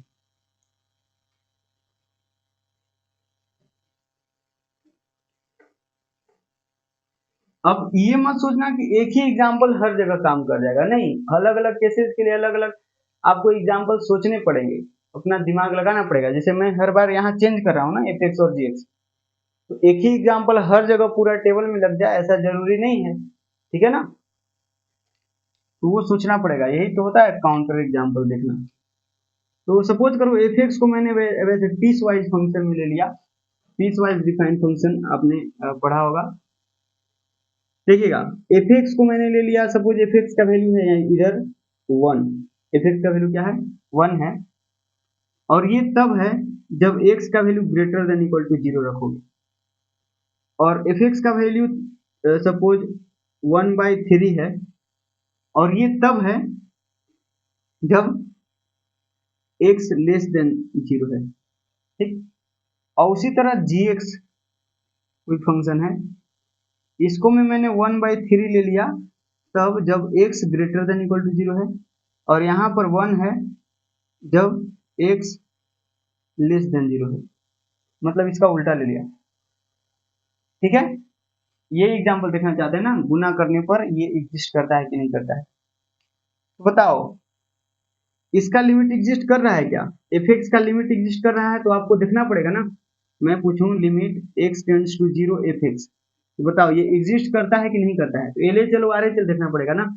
तो बताओ इसका L H L R H L देखना पड़ेगा, तो एल एच एल बताना, एल एच एल क्या हो जाएगा, एल एच एल मतलब 0 से पहले, तो 0 से पहले मतलब 0 से छोटा, एल एच एल मतलब 0 से छोटा, तो ये क्या है, ये तो एफ एक्स का वैल्यू 1 कब है, जब x का वैल्यू 0 या उससे बड़ा है, और 1/3 कब है, जब x का वैल्यू 0 से छोटा है, तो 0 से छोटा के लिए एफ एक्स का वैल्यू 1/3 मतलब एल एच एल का वैल्यू 1/3, और आर एच एल का वैल्यू, आर एच एल मतलब जीरो से बड़ा, तो जीरो से बड़ा के केस में एफ एक्स का वैल्यू 1 है ना, तो आर एच एल का वैल्यू 1 आया। ठीक है, तो एल एच एल का वैल्यू 1/3, आर एच एल का वैल्यू 1, तो क्या लिमिट एग्जिस्ट किया? नहीं किया ना, क्योंकि L H L R H L same नहीं आया, इसीलिए यहाँ क्या हो जाएगा, डज नॉट एग्जिस्ट। ठीक, और उसी तरह यहाँ देखो इसके लिए लिमिट x टेंड्स टू, यही सेम पॉइंट जीरो पर बात करें gx का लिमिट, तो इसके लिए बताओ एग्जिस्ट करेगा क्या? नहीं करेगा ना, क्योंकि यहाँ पर एल एच एल का वैल्यू है 1 और आर एच एल का वैल्यू है 1/3, ये चमक क्या होगा, इसका भी वैल्यू, ये क्या भी है, डज नॉट एग्जिस्ट है। तो यही देखो, एफ एक्स एग्जिस्ट नहीं कर रहा है, जी एक्स भी एग्जिस्ट नहीं कर रहा है, लेकिन यही दोनों को मल्टीप्लाई करो जरा, limit x tends to zero, और ये f x into g x करेंगे, f x into g x करेंगे, क्या मिलेगा? तो आप f x into g x करके देखो, यहाँ पर कर देते हैं ना, इसको मैं मल्टीप्लाई करके यहाँ लिखता हूँ, F x into g x करेंगे, तो ये क्या आएगा, तो ये मल्टीप्लाई करोगे इसमें ना, greater than zero, greater than zero, तो 1/3 से मल्टीप्लाई करोगे तो ये 1/3 बनेगा। ये 1/3 कब बनेगा, जब x greater than equal to zero. ठीक, अब यही यहाँ मल्टीप्लाई करोगे तो 1/3 यहाँ भी बनेगा, और ये क्या है, एक्स लेस देन जीरो। अब बताना, F x into g x का लिमिट जीरो से छोटा के लिए एल एच एल निकालो, तो एल एच एल निकालोगे तो जीरो से छोटा के लिए क्या है, 1/3 है, जीरो से छोटा के लिए 1/3 है ना इसका वैल्यू, और जीरो से बड़ा के लिए भी 1/3 ही है। समझ में आया क्या? मतलब एल एच एल का भी वैल्यू 1/3 और आर एच एल का भी वैल्यू 1/3, अल्टीमेटली इस फंक्शन का F x into g x का लिमिट इस पॉइंट पे जीरो पे क्या आया, 1/3। तो यहाँ तो एग्जिस्ट कर गया ना। ठीक है, एफ एक्स का लिमिट एग्जिस्ट नहीं कर रहा था जीरो पे, जी एक्स का भी लिमिट एग्जिस्ट नहीं कर रहा था जीरो पे, लेकिन F x into g x का लिमिट एग्जिस्ट कर गया जीरो पे। ठीक है, तो ऐसा होगा। तो बेसिकली कहना मेरा ये है कि आप ये टेबल याद रखना, ये बहुत ही वाकई मैजिक वाला टेबल है, क्योंकि आगे भी आपको काम देगा। ठीक है, समझ में आया ना? तो फिर से ध्यान, एक बार मैं इसको पढ़ के दिखा दे रहा हूँ आपको। एफ एक्स का लिमिट किसी पॉइंट ए पर एग्जिस्ट करता है, जी एक्स का भी उसी पॉइंट पर एग्जिस्ट करता है, तो उसी पॉइंट पर f x plus g x या f x minus g x का भी लिमिट एग्जिस्ट करेगा, और सेम पॉइंट पर f x into g x and f x by ji x का भी लिमिट एग्जिस्ट करेगा। In fact g x by f x का भी लिमिट एग्जिस्ट करेगा।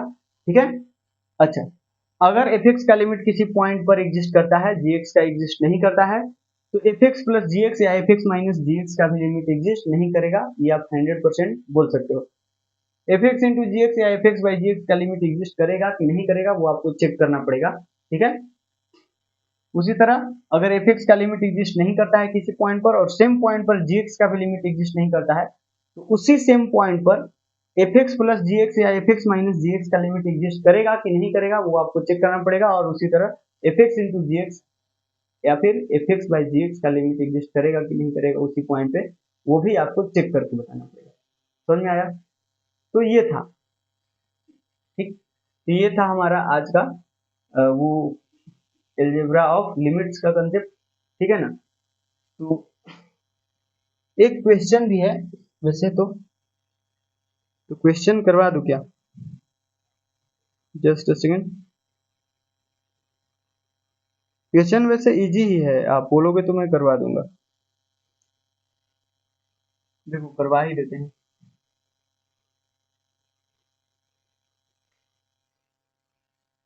इसके बाद सैंडविच थ्योरम की बारी आएगी।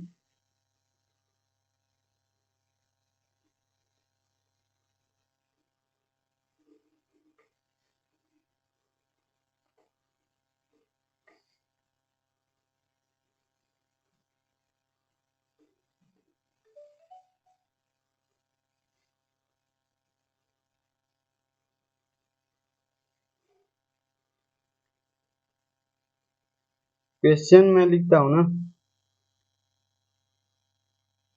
क्वेश्चन है, let alpha of A and alpha of A and beta of A be the roots of the equation, be the roots of the equation,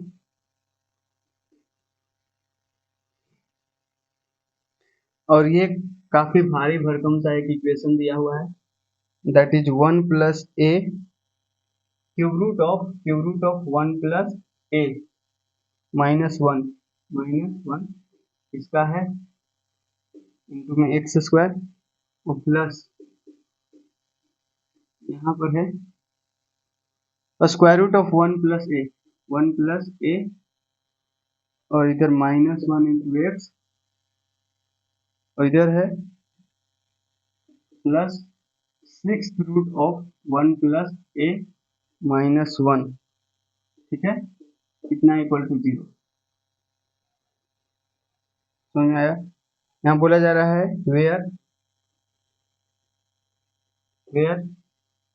ये ए जो है ना वो ग्रेटर देन -1 है, -1 से बड़ा है, देन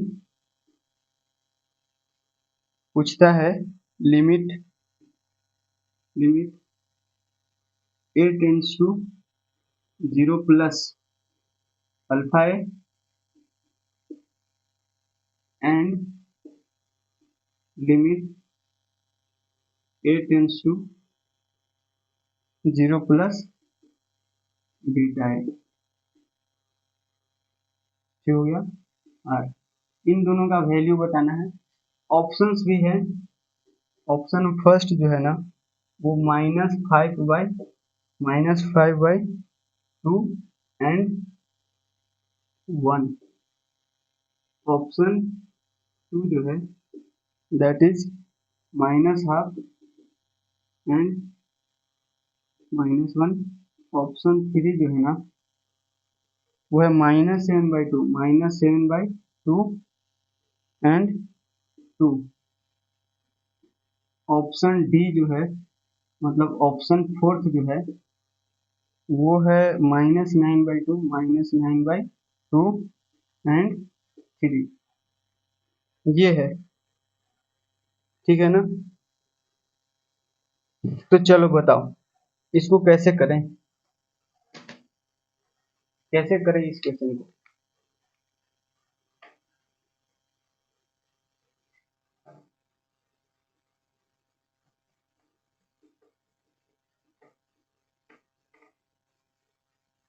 क्वेश्चन समझ में आया ना? क्वेश्चन क्या कह रहा है?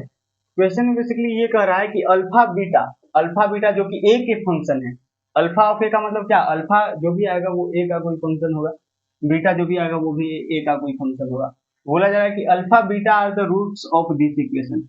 इस इक्वेशन के अल्फा बीटा रूट्स हैं, मतलब इसके दो रूट्स हैं, अल्फा एंड बीटा, दो रूट्स दिए हुए हैं। बोला जा रहा है कि ए जो है ना वो -1 से बड़ा है और होना भी चाहिए।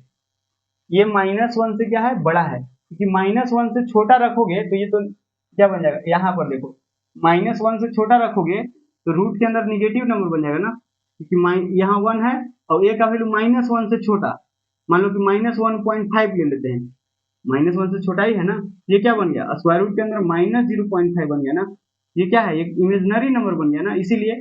तो खैर इससे तो अपने को बहुत ज्यादा मतलब नहीं है अभी, ठीक। ये क्वेश्चन अपने बचाव के लिए दिया हुआ है, क्योंकि अगर ये नहीं बोलता तो ए के कोई भी वैल्यू ले लेते तो ये गड़बड़ हो जाता ना क्वेश्चन, ठीक है। और ये भी इनफैक्ट जेई का ही क्वेश्चन है, ईयर इसमें मेंशन तो नहीं है एग्जैक्टली कौन सी ईयर में पूछा, लेकिन हाँ है, ये जेई का ही क्वेश्चन है, प्रीवियस ईयर क्वेश्चन है, ठीक है। आपको से पूछा गया इसका value limit of alpha at A tends to 0 plus और limit of beta at A tends to 0 plus, ठीक है। ऑप्शंस भी दिए हुए हैं आपको। तो यहाँ अगर हम अपने को अल्फा और बीटा पता चल जाए तो काम हो जाएगा, अल्फा और बीटा पता चल जाएगा तो काम नहीं हो जाएगा क्या, ठीक है। तो अल्फा बीटा निकालने पर फोकस रखते हैं। तो ये जो इतना गंदा सा इक्वेशन है इसको कैसे कर सकते हैं, इतना जो गंदा सा खराब सा इक्वेशन दिख रहा है इसको मैं थोड़ा सा आप चालाकी लगा के कर सकते हो। ये क्या है, क्यूब रूट है, और ये क्या है, स्क्वायर रूट है, और ये क्या है, 6th रूट है। तो आप ऐसा करो ना कि लेट कर लो 1 प्लस ए को कुछ y या z रेज टू पावर 6, क्योंकि z रेज टू पावर 6 लेंगे ना, देखो अब इस तरह का चालाकी आपको आना चाहिए, ठीक है। क्योंकि z रेज टू पावर 6 करने से फायदा ये होगा कि यहाँ 1 प्लस ए की जगह जैसे ही हम z रेज टू पावर 6 रखेंगे ना, इसका मतलब क्या है, ये क्यूब, इसका मतलब क्या है, क्यूब रूट ऑफ 1 प्लस ए, इसका मतलब है 1/3, पावर क्या है इसका 1/3 है ना। अरे ये चमका कि नहीं। और इसका मतलब कि पावर 1/2 है, इसका मतलब कि पावर 1/6 है। तो जैसे ही 1 प्लस ए की जगह जेड रेस्ट पावर 6 रखोगे तो ये क्या बन जाएगा, 3 से कट जाएगा ना, क्योंकि आपको पता है A raised power M raised power N रहता है, तो A raised power M into N हो जाता है। तो आप देखो थोड़ा सा 1 प्लस ए की जगह रखोगे जेड रेस्ट पावर 6 और इसका पावर 1/3 है, तो आप ये इसको मल्टीप्लाई करोगे तो ये जेड स्क्वायर बन जाएगा ना। और उसी तरह ये भी सिंपल हो जाएगा, और ये सिंपल होकर क्या बन जाएगा, जेड क्यूब बन जाएगा, क्योंकि 1/2 है तो 1/2 रखोगे तो जेड क्यूब बन जाएगा। और ये 1/6 है, पावर 1/6 होगा तो सिर्फ जेड बचेगा। बोलो हाँ है ना। तो यहाँ थोड़ा सा आसान हो जाएगा। बोलो ये बात समझ में आ रहा है क्या। ठीक है, तो देखिएगा यहाँ हम क्या करते हैं, 1 प्लस ए को जेड रेस्ट पावर 6 अज्यूम कर दिया, then the equation becomes what, equation जो बनेगा ना वो क्या बन जाएगा, 1 प्लस अल्फा की जगह जेड के पावर 6 रखेंगे तो जेड के पावर 6 रेस्ट पावर 1/3, ठीक है, और -1 और इंटू एक्स स्क्वायर है, और प्लस यहाँ क्या हो जाएगा, जेड रेस्ट पावर 6 रखोगे तो ये क्या बन जाएगा, चलो लिख ही देते, जेड रेस्ट पावर 6 और इसका पावर 1/2 है, -1 इंटू एक्स, और यहाँ क्या है प्लस जेड रेस्ट पावर 6 और इसका पावर 1/6 और -1 ये है इक्वल टू 0। अब आप देखो ध्यान से ये क्या बन गया, ये जेड स्क्वायर बन गया ना, Z square -1 into x square, और प्लस ये क्या बन गया जेड क्यूब, ये क्या बन गया जेड क्यूब, क्या बन गया जेड क्यूब -1 इंटू एक्स, और प्लस ये क्या बनेगा जेड -1 इक्वल टू 0। तो ये इक्वेशन अब थोड़ा सा कंपेरेटिवली सिंपल लग रहा है, पहले के कंपेयर में सिंपल लग रहा है ना। अब इस इक्वेशन के रूट्स अल्फा और बीटा है। अब ये चमक रहा है, ये क्वाड्रेटिक इक्वेशन, क्वाड्रेटिक इक्वेशन तो पहले से भी चमक रहा था, मतलब एक्स भी क्वाड्रेटिक है। अब थोड़ा सा ये आसान लग रहा है, ठीक है ना, आसान लग रहा है। तो अब आप क्या कर सकते हो, आप अल्फा प्लस बीटा का निकाल लो ना, अल्फा प्लस बीटा क्या है, सम ऑफ रूट्स, जैसे इसके दो रूट्स है ना अल्फा और बीटा इसके दो रूट्स हैं, तो अल्फा प्लस बीटा क्या आएगा, अल्फा प्लस बीटा क्या आएगा बताओ, अल्फा प्लस बीटा क्या आएगा, -b/a होता है ना, अल्फा प्लस बीटा क्या होगा -b/a होगा, ठीक है, तो यहाँ -b/a लगा लो, -b मतलब x का कोई चीज, यानी माइनस जेड क्यूब -1 अपॉन क्या होता है ए क्या है जेड स्क्वायर -1, ये ठीक हो गया। अच्छा, अब उसी तरह अल्फा इंटू बीटा निकाल लो, अल्फा इंटू बीटा क्या होगा, c/a होता है, तो c है z-1 और a क्या है जेड स्क्वायर -1, ठीक हो गया, सिंपल। अच्छा, अब इसके बाद आपको लिमिट निकालना है ना, तो आप यहीं पर लगा लो ना, लिमिट यहीं पर लगा लेते हैं। लिमिट किस पॉइंट पर निकालना है, 0 प्लस पर, क्या चीज पर निकालना है 0 प्लस पर, लेकिन 0 प्लस पर तब न निकालते जब यहाँ पर a होता, तो आप ऐसा देख लो ना, चेंज कर दो, आपको चेंज करते आता है ना लिमिट, जैसे यहाँ पर देखिए, यहाँ से as as a tends to 0, ठीक है, एज a टेंड्स टू 0 और 0 प्लस कुछ भी लिख दीजिए, मतलब a की जगह 0 रखिएगा तो z के पावर 6 किसको टेंड करेगा 1 को, समझ में आ रहा है, therefore z raise to power 6 tends to 1, इसका मतलब कि क्या हो जाएगा z ऑल्सो टेंड्स टू 1, तो z किसको टेंड कर जाएगा 1 को टेंड कर जाएगा। तो यहाँ जब हम लिमिट लगाएंगे, लिमिट x टेंड्स टू, यहाँ क्या लगाएंगे, यहाँ लगाएंगे a टेंड्स टू 0 प्लस, ये लिखेंगे, और यहाँ लिखेंगे अल्फा प्लस बीटा, ये लिखना होगा, ये क्या आ जाएगा लिमिट x, ये हो जाएगा z ना, a टेंड्स टू 0 को हम क्या लिख सकते हैं, अगर ये z में है तो हम क्या लिख सकते हैं, इसी को हम लिख सकते हैं z टेंड्स टू 1 लिख सकते हैं, बोलो हाँ है ना, स्पेस तो कम पड़ रहा है। देखो ये माइनस को बाहर कर देते हैं, माइनस को बाहर कर सकते हैं, ये दिख रहा है ना, ए क्यू माइनस बी क्यू का फॉर्मूला लग रहा है, तो ये z-1 और नीचे से z-1 नीचे से कैंसिल हो जाएगा, तो स्पेस तो कम पड़ रहा है, क्या करें।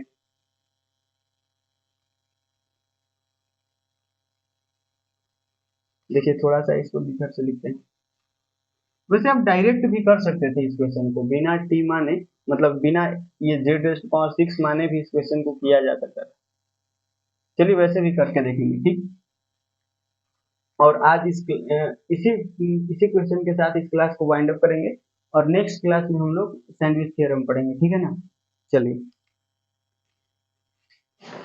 देखिएगा, जैसे यहाँ पर अल्फा प्लस बीटा क्या आया, वो आया basically minus ZQ -1/z² -1 minus भी वही आएगा, ये आया ना।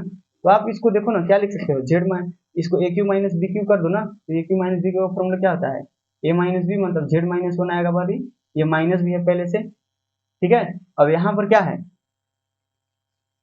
यहाँ पर क्या है, यहाँ पर है क्या आ जाएगा, A² मतलब Z² प्लस B² और फिर प्लस AB आता है प्लस Z, ये आ जाएगा। और नीचे क्या आएगा, A minus B into a plus b मतलब Z-1 इंटू Z+1। अब इसको हम काट सकते हैं, इसको काट सकते हैं, क्यों, क्योंकि यहाँ पर पता चला ना Z टेंड्स टू 1 है, मतलब एग्जैक्ट 1 नहीं है, मतलब इसको हम काट सकते हैं ये दोनों फैक्टर को। ये बेसिकली क्या आया, ये आ गया -Z² प्लस Z+1 और नीचे है Z+1, ये है, ठीक है। तो जब इसका लिमिट निकालोगे, लिमिट ये a टेंड्स टू 0 प्लस, ठीक है, और अल्फा प्लस बीटा, ठीक है। तो यहाँ से क्या आएगा, इसको आप ऐसे कर सकते हो ना, अलजेब्रा लगा दो, प्लस है तो दोनों के साथ डिस्ट्रीब्यूट हो जाएगा। Limit a tends to 0 plus alpha और plus limit a tends to 0 plus beta, ठीक है। और ये क्या हो जाएगा, इसके बराबर लिमिट, अब यहाँ हम a की जगह z लिख सकते हैं ना, अरे यार नहीं समझ में आया क्या, इसी चीज को आप नीचे लिख सकते हो, मैं इसी लाइन में लिख दिए मैंने, चलो वो भी लिख देते हैं। ये क्या हो जाएगा बताना, ये हो जाएगा लिमिट Z टेंड्स टू 1, क्योंकि a टेंड्स टू 0 यहाँ पर है ना, a टेंड्स टू 0 तो Z टेंड्स टू 1 आ रहा है, यहाँ ये लिख दिया। और यहाँ पर क्या है, माइनस के साथ है ना, -Z² माइनस Z-1 ऊपर हो जाएगा और ये बन जाएगा Z+1, ठीक, ये हो जाएगा। यहाँ से ये क्या आ रहा है, इसको लिमिट डिस्ट्रीब्यूट कर दो ना, लिमिट डिस्ट्रीब्यूट करोगे क्या आएगा, limit a tends to 0 plus alpha plus उसी तरह limit a tends to 0 plus beta which is equal to क्या आ जाएगा, ये 1 को पुट कर दो, तो 1 पुट करेंगे तो यहाँ -1 बनेगा, तो मतलब -3 ऊपर आया, -3 और नीचे 2, ये बेसिकली -3/2 बन गया ना, ठीक है। तो इन दोनों को जोड़ने को -3/2 आ रहा है, मतलब इसका और इसका वैल्यू अलग से निकालना था ना, देखिए ना ऑप्शन में दोनों को जोड़ने को -3/2 आना चाहिए, तो इसको जोड़ेंगे तो क्या आएगा, -3/2 आ जाएगा ना, इन दोनों को जोड़ेंगे तो। जैसे दो ऑप्शन दिया है तो एक ऑप्शन इसके लिए और दूसरा इसके लिए दिया है ना, तो दोनों को जोड़ने पर हमारा -3/2 आंसर आ रहा है। तो यहाँ देख लो, यहाँ -3/2 आ रहा है, अच्छा यहाँ भी -3/2 आ रहा है ना, इनको ऐड करोगे तो यहाँ भी -3/2 आ जाएगा, यहाँ, अरे यार यहाँ भी -3/2 आ रहा है, यहाँ भी -3/2 आ रहा है, फिर तो मतलब चालाकी नहीं लगा, ठीक। तो देखिए ना, अच्छा प्रोडक्ट वाला कर लेते हैं, प्रोडक्ट में अल्फा इंटू बीटा क्या था, C/A, यानी Z-1/A, ए क्या है Z² -1, तो इसको में वही काम करेंगे, ये कट सकता है ना, तो ये ऊपर 1/Z+1 बचेगा, क्योंकि Z-1 वाला फैक्टर कट जाएगा, वो कटेगा क्यों, क्योंकि Z=1 नहीं है, Z टेंड्स टू 1 है, एग्जैक्टली 1 नहीं है Z, ठीक है। तो ये इतना आया, तो अगर हम लिमिट निकालेंगे, लिमिट x नहीं है यार, बार बार x क्यों लिख रहा है, a टेंड्स टू 0 या 0 प्लस अल्फा इंटू बीटा, इसका वैल्यू क्या आएगा, ये आ जाएगा लिमिट, और इसके जगह पर हम क्या लिख सकते हैं, Z टेंड्स टू 1 लिख सकते हैं, क्योंकि यहाँ Z का फंक्शन है 1/Z+1, तो इसका आंसर क्या आ रहा है, 1/2 आ रहा है ना, क्योंकि 1 रखोगे। तो आप देख लो ना, अब साइमल्टेनियसली ऐड करने पर इतना आना चाहिए और प्रोडक्ट करने पर 1/2 आना चाहिए, तो देख लो इनको प्रोडक्ट करेंगे, इनका प्रोडक्ट तो -5/2 आ जाएगा, मतलब ये गलत है, ऐड करने पर तो ये आ रहा है, लेकिन मल्टीप्लाई करने पर 1/2, अल्फा इंटू बीटा करने पर ये 1/2 आना चाहिए ना, 1/2 यहाँ आ रहा है क्या? नहीं आ रहा है। यहाँ आ रहा है क्या? आ रहा है ना। ऐड करने में -3/2 मल्टीप्लाई करने पर ये प्लस में 1/2 आ जाएगा। तो हाँ ये सही लग रहा है। अभी मतलब सही करेंगे नहीं, लेकिन यही आंसर होगा। ठीक है, मुझे पता है इसलिए मार टिक कर दिए। लेकिन आप देख लो ना, अगर ये भी चालाकी नहीं लगता तो फिर आपको निकालना पड़ता। ठीक है, मान लो कि प्रोडक्ट करने पर वैसे ये चालाकी हर बार लग जाएगा। ठीक है, ऐड करने पर इतना आ रहा है, प्रोडक्ट करने पर इतना आ ही जाएगा। ठीक है, ये क्या आएगा बताना। ये मल्टीप्लाई करने पर तो माइनस से बना रहा है ना, गलत हो गया। 1/2 आना चाहिए। ये मल्टीप्लाई करोगे तो कुछ और ही आ रहा है। ठीक, समझ में आया? तो इस तरह से ये क्वेश्चन डन हो गया। समझ में आया? अब बोलोगे कि कैसे निकालेंगे अगर मतलब चालाकी काम नहीं किया। तो वैसे आपको चालाकी लगता नजर आ जाएगा, लेकिन अगर आपको अलग अलग निकालना है ना, तो फिर क्या करोगे ये सोचना है। फिर आपको ऐसा करना पड़ेगा, ये अल्फा प्लस बीटा का वैल्यू इतना आया। ठीक, अल्फा माइनस बीटा का वैल्यू भी निकालना पड़ेगा। जैसे ये अल्फा प्लस बीटा का ये है ना, उसी तरह अल्फा माइनस बीटा का निकालना पड़ेगा। तो अल्फा माइनस बीटा कैसे निकलेगा? अल्फा माइनस बीटा आपको पता है ना क्या होता है? अल्फा माइनस बीटा मैंने बताया था किसी भी एक वीडियो में, तो बताया था एग्जैक्टली, तो मुझे याद नहीं है। इस सीरीज के अंदर नहीं, किसी और सीरीज में मैंने बताए थे। अगर क्वाड्रेटिक इक्वेशन आपने पढ़े हैं तो वो भी आपको पता होगा। नहीं तो फिर लगा लो, अल्फा माइनस बीटा को क्या लिख सकते हैं? अल्फा प्लस बीटा का होल स्क्वायर और माइनस क्या लिखेंगे? 4 alpha beta. 4 alpha into beta. Alpha plus beta पता है। ठीक है, समझ में आया? ये स्क्वायर रूट ही होता है। अल्फा माइनस बीटा का क्या हो जाएगा? Square root of alpha plus beta का होल स्क्वायर और माइनस 4 अल्फा बीटा। समझ में आया? ये तो अल्फा माइनस बीटा फिर आपको निकालना पड़ेगा। तो अल्फा माइनस बीटा आ जाएगा और फिर अल्फा प्लस बीटा है, और दोनों को ऐड करके, ये थोड़ा सा लेंदी प्रोसेस है क्योंकि अल्फा प्लस बीटा का वैल्यू कुछ थोड़ा नहीं है, बड़ा है। तो इसका स्क्वायर करोगे, फिर -4 इंटू अल्फा बीटा करोगे, फिर एलसीएम लोगे, ये बहुत बड़ा झंझट है। तो ऐसा करने की जरूरत ही नहीं पड़ेगा, ये थोड़ा सा स्मार्टली खेल देना। ठीक, समझ में आया ना? चलिए, अगर इसी क्वेश्चन को मान लीजिए कि डायरेक्ट करना है, ये Z⁻⁶ वगैरह नहीं मानना है, तो मेरे ख्याल से ऐसे भी हो जाना चाहिए। देखते हैं, देखिए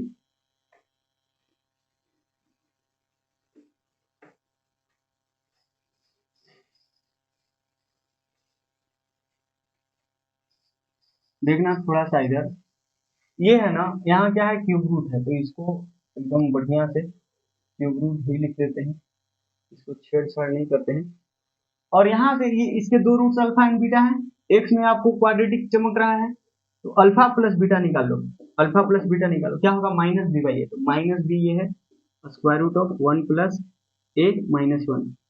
इतना b है और ये -b हो गया अपॉन a क्या है? ये cube root of cube root of cube root of 1 plus a minus 1। ये ठीक हो गया। और दूसरा जो है वो अल्फा इंटू बीटा निकाल लो। क्वाड्रेटिक में तो यही दोनों चीजें की बात करते हैं ना, अल्फा प्लस बीटा और अल्फा इंटू बीटा। वैसे निकालने के लिए अल्फा माइनस बीटा भी मेहनत करके निकाल सकते हो। ठीक है, लेकिन दो चीज हम लोग डायरेक्टली याद रखते हैं, अल्फा प्लस बीटा का वैल्यू -b/a और अल्फा इंटू बीटा का वैल्यू c/a। ठीक, बाकी सब तो निकालने के लिए बहुत कुछ निकाल सकते हैं। Alpha square plus beta square निकालते हैं। ठीक है ना, उसी तरह alpha cube plus beta cube, बहुत सारी चीजें निकालते हैं, लेकिन इतना सारा चीज याद रखने के लिए बस यही दोनों है। ठीक, तो वो क्या है बताना। ये क्या होता है? c/a। तो c क्या है? c है ये 6 root of 1 plus a minus 1 upon a, which is nothing but cube root of 1 plus a minus 1। ठीक हो गया ये चीज, है ना? तो अब देखना, अब लिमिट अप्लाई करेंगे। लिमिट अल्फा बीटा पर कौन सा लिमिट अप्लाई करना है? a tends to 0 plus 0 plus apply करेंगे, मतलब डायरेक्ट सब्स्टिट्यूशन करके देखो ये अल्फा प्लस बीटा। तो डायरेक्ट सब्स्टिट्यूशन करोगे, इसमें लिमिट लगाओगे, ये 0 हो जाएगा, मतलब √1 1 माइनस 1 0, और ये भी 1 माइनस 1 0। ये क्या बन गया? क्या बन गया? ये तो 0/0 फॉर्म बन गया ना। क्या बन गया? 0/0 फॉर्म बन गया। ठीक, क्योंकि आपने ये जीरो यहाँ लिखोगे तो 1 का क्यूब रूट 1 होता है, तो 1 माइनस 1 जीरो, ये भी बन गया और ये भी ऊपर से जीरो बना है। ठीक, तो आप कैसे करोगे, जीरो बाई जीरो फॉर्म बन रहा है, तो आपको फिर वही करना होगा। देखिए, इसको डबल रेशनलाइजेशन लगा दीजिए यहाँ ना, डबल रेशनलाइजेशन हम लगा सकते हैं। ठीक, ये माइनस को साइड में रखते हैं, ये square root of 1 plus A और माइनस 1।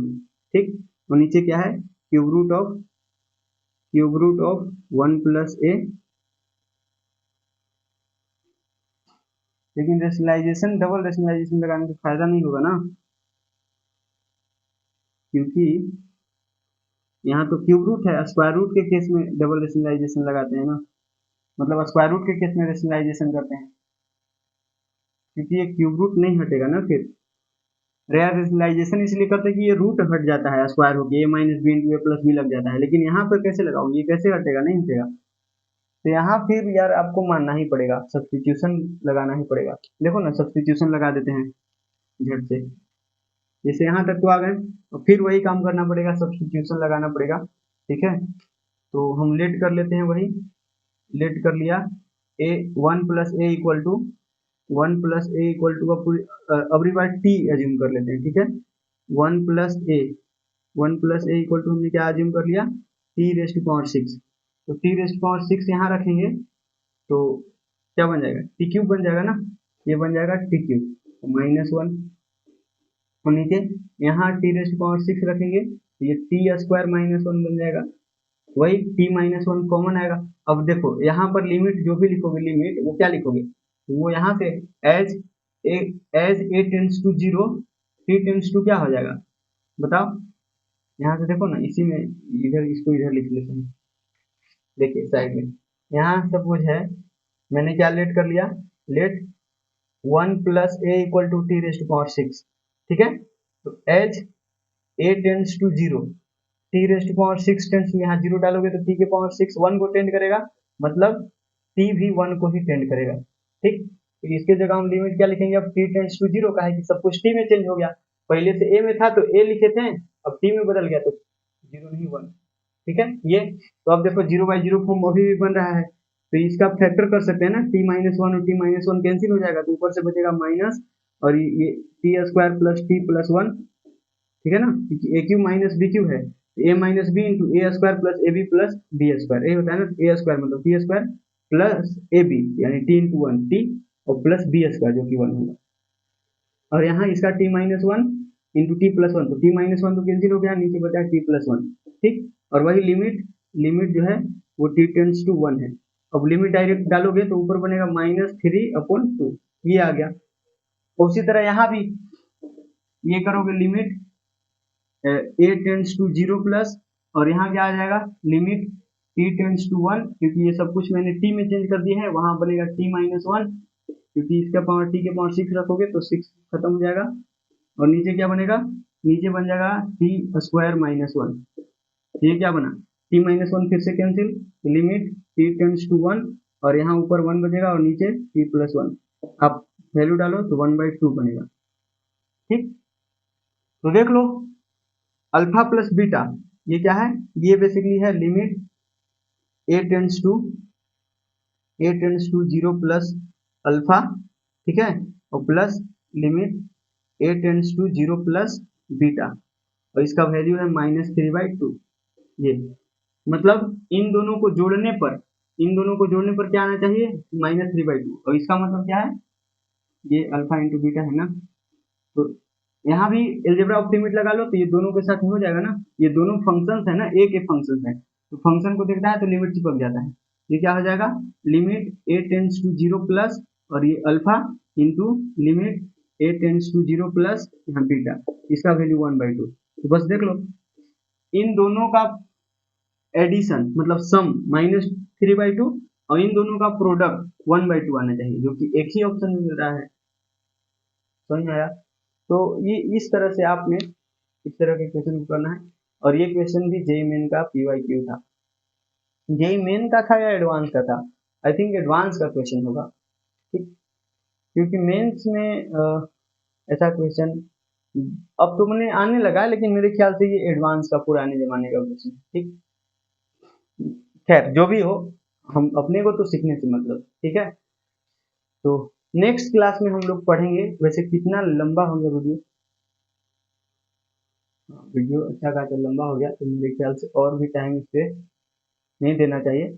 नेक्स्ट क्लास में हम लोग सैंडविच थ्योरम करेंगे, ठीक है। तो आज का वीडियो कैसा लगा कमेंट करके जरूर बताना।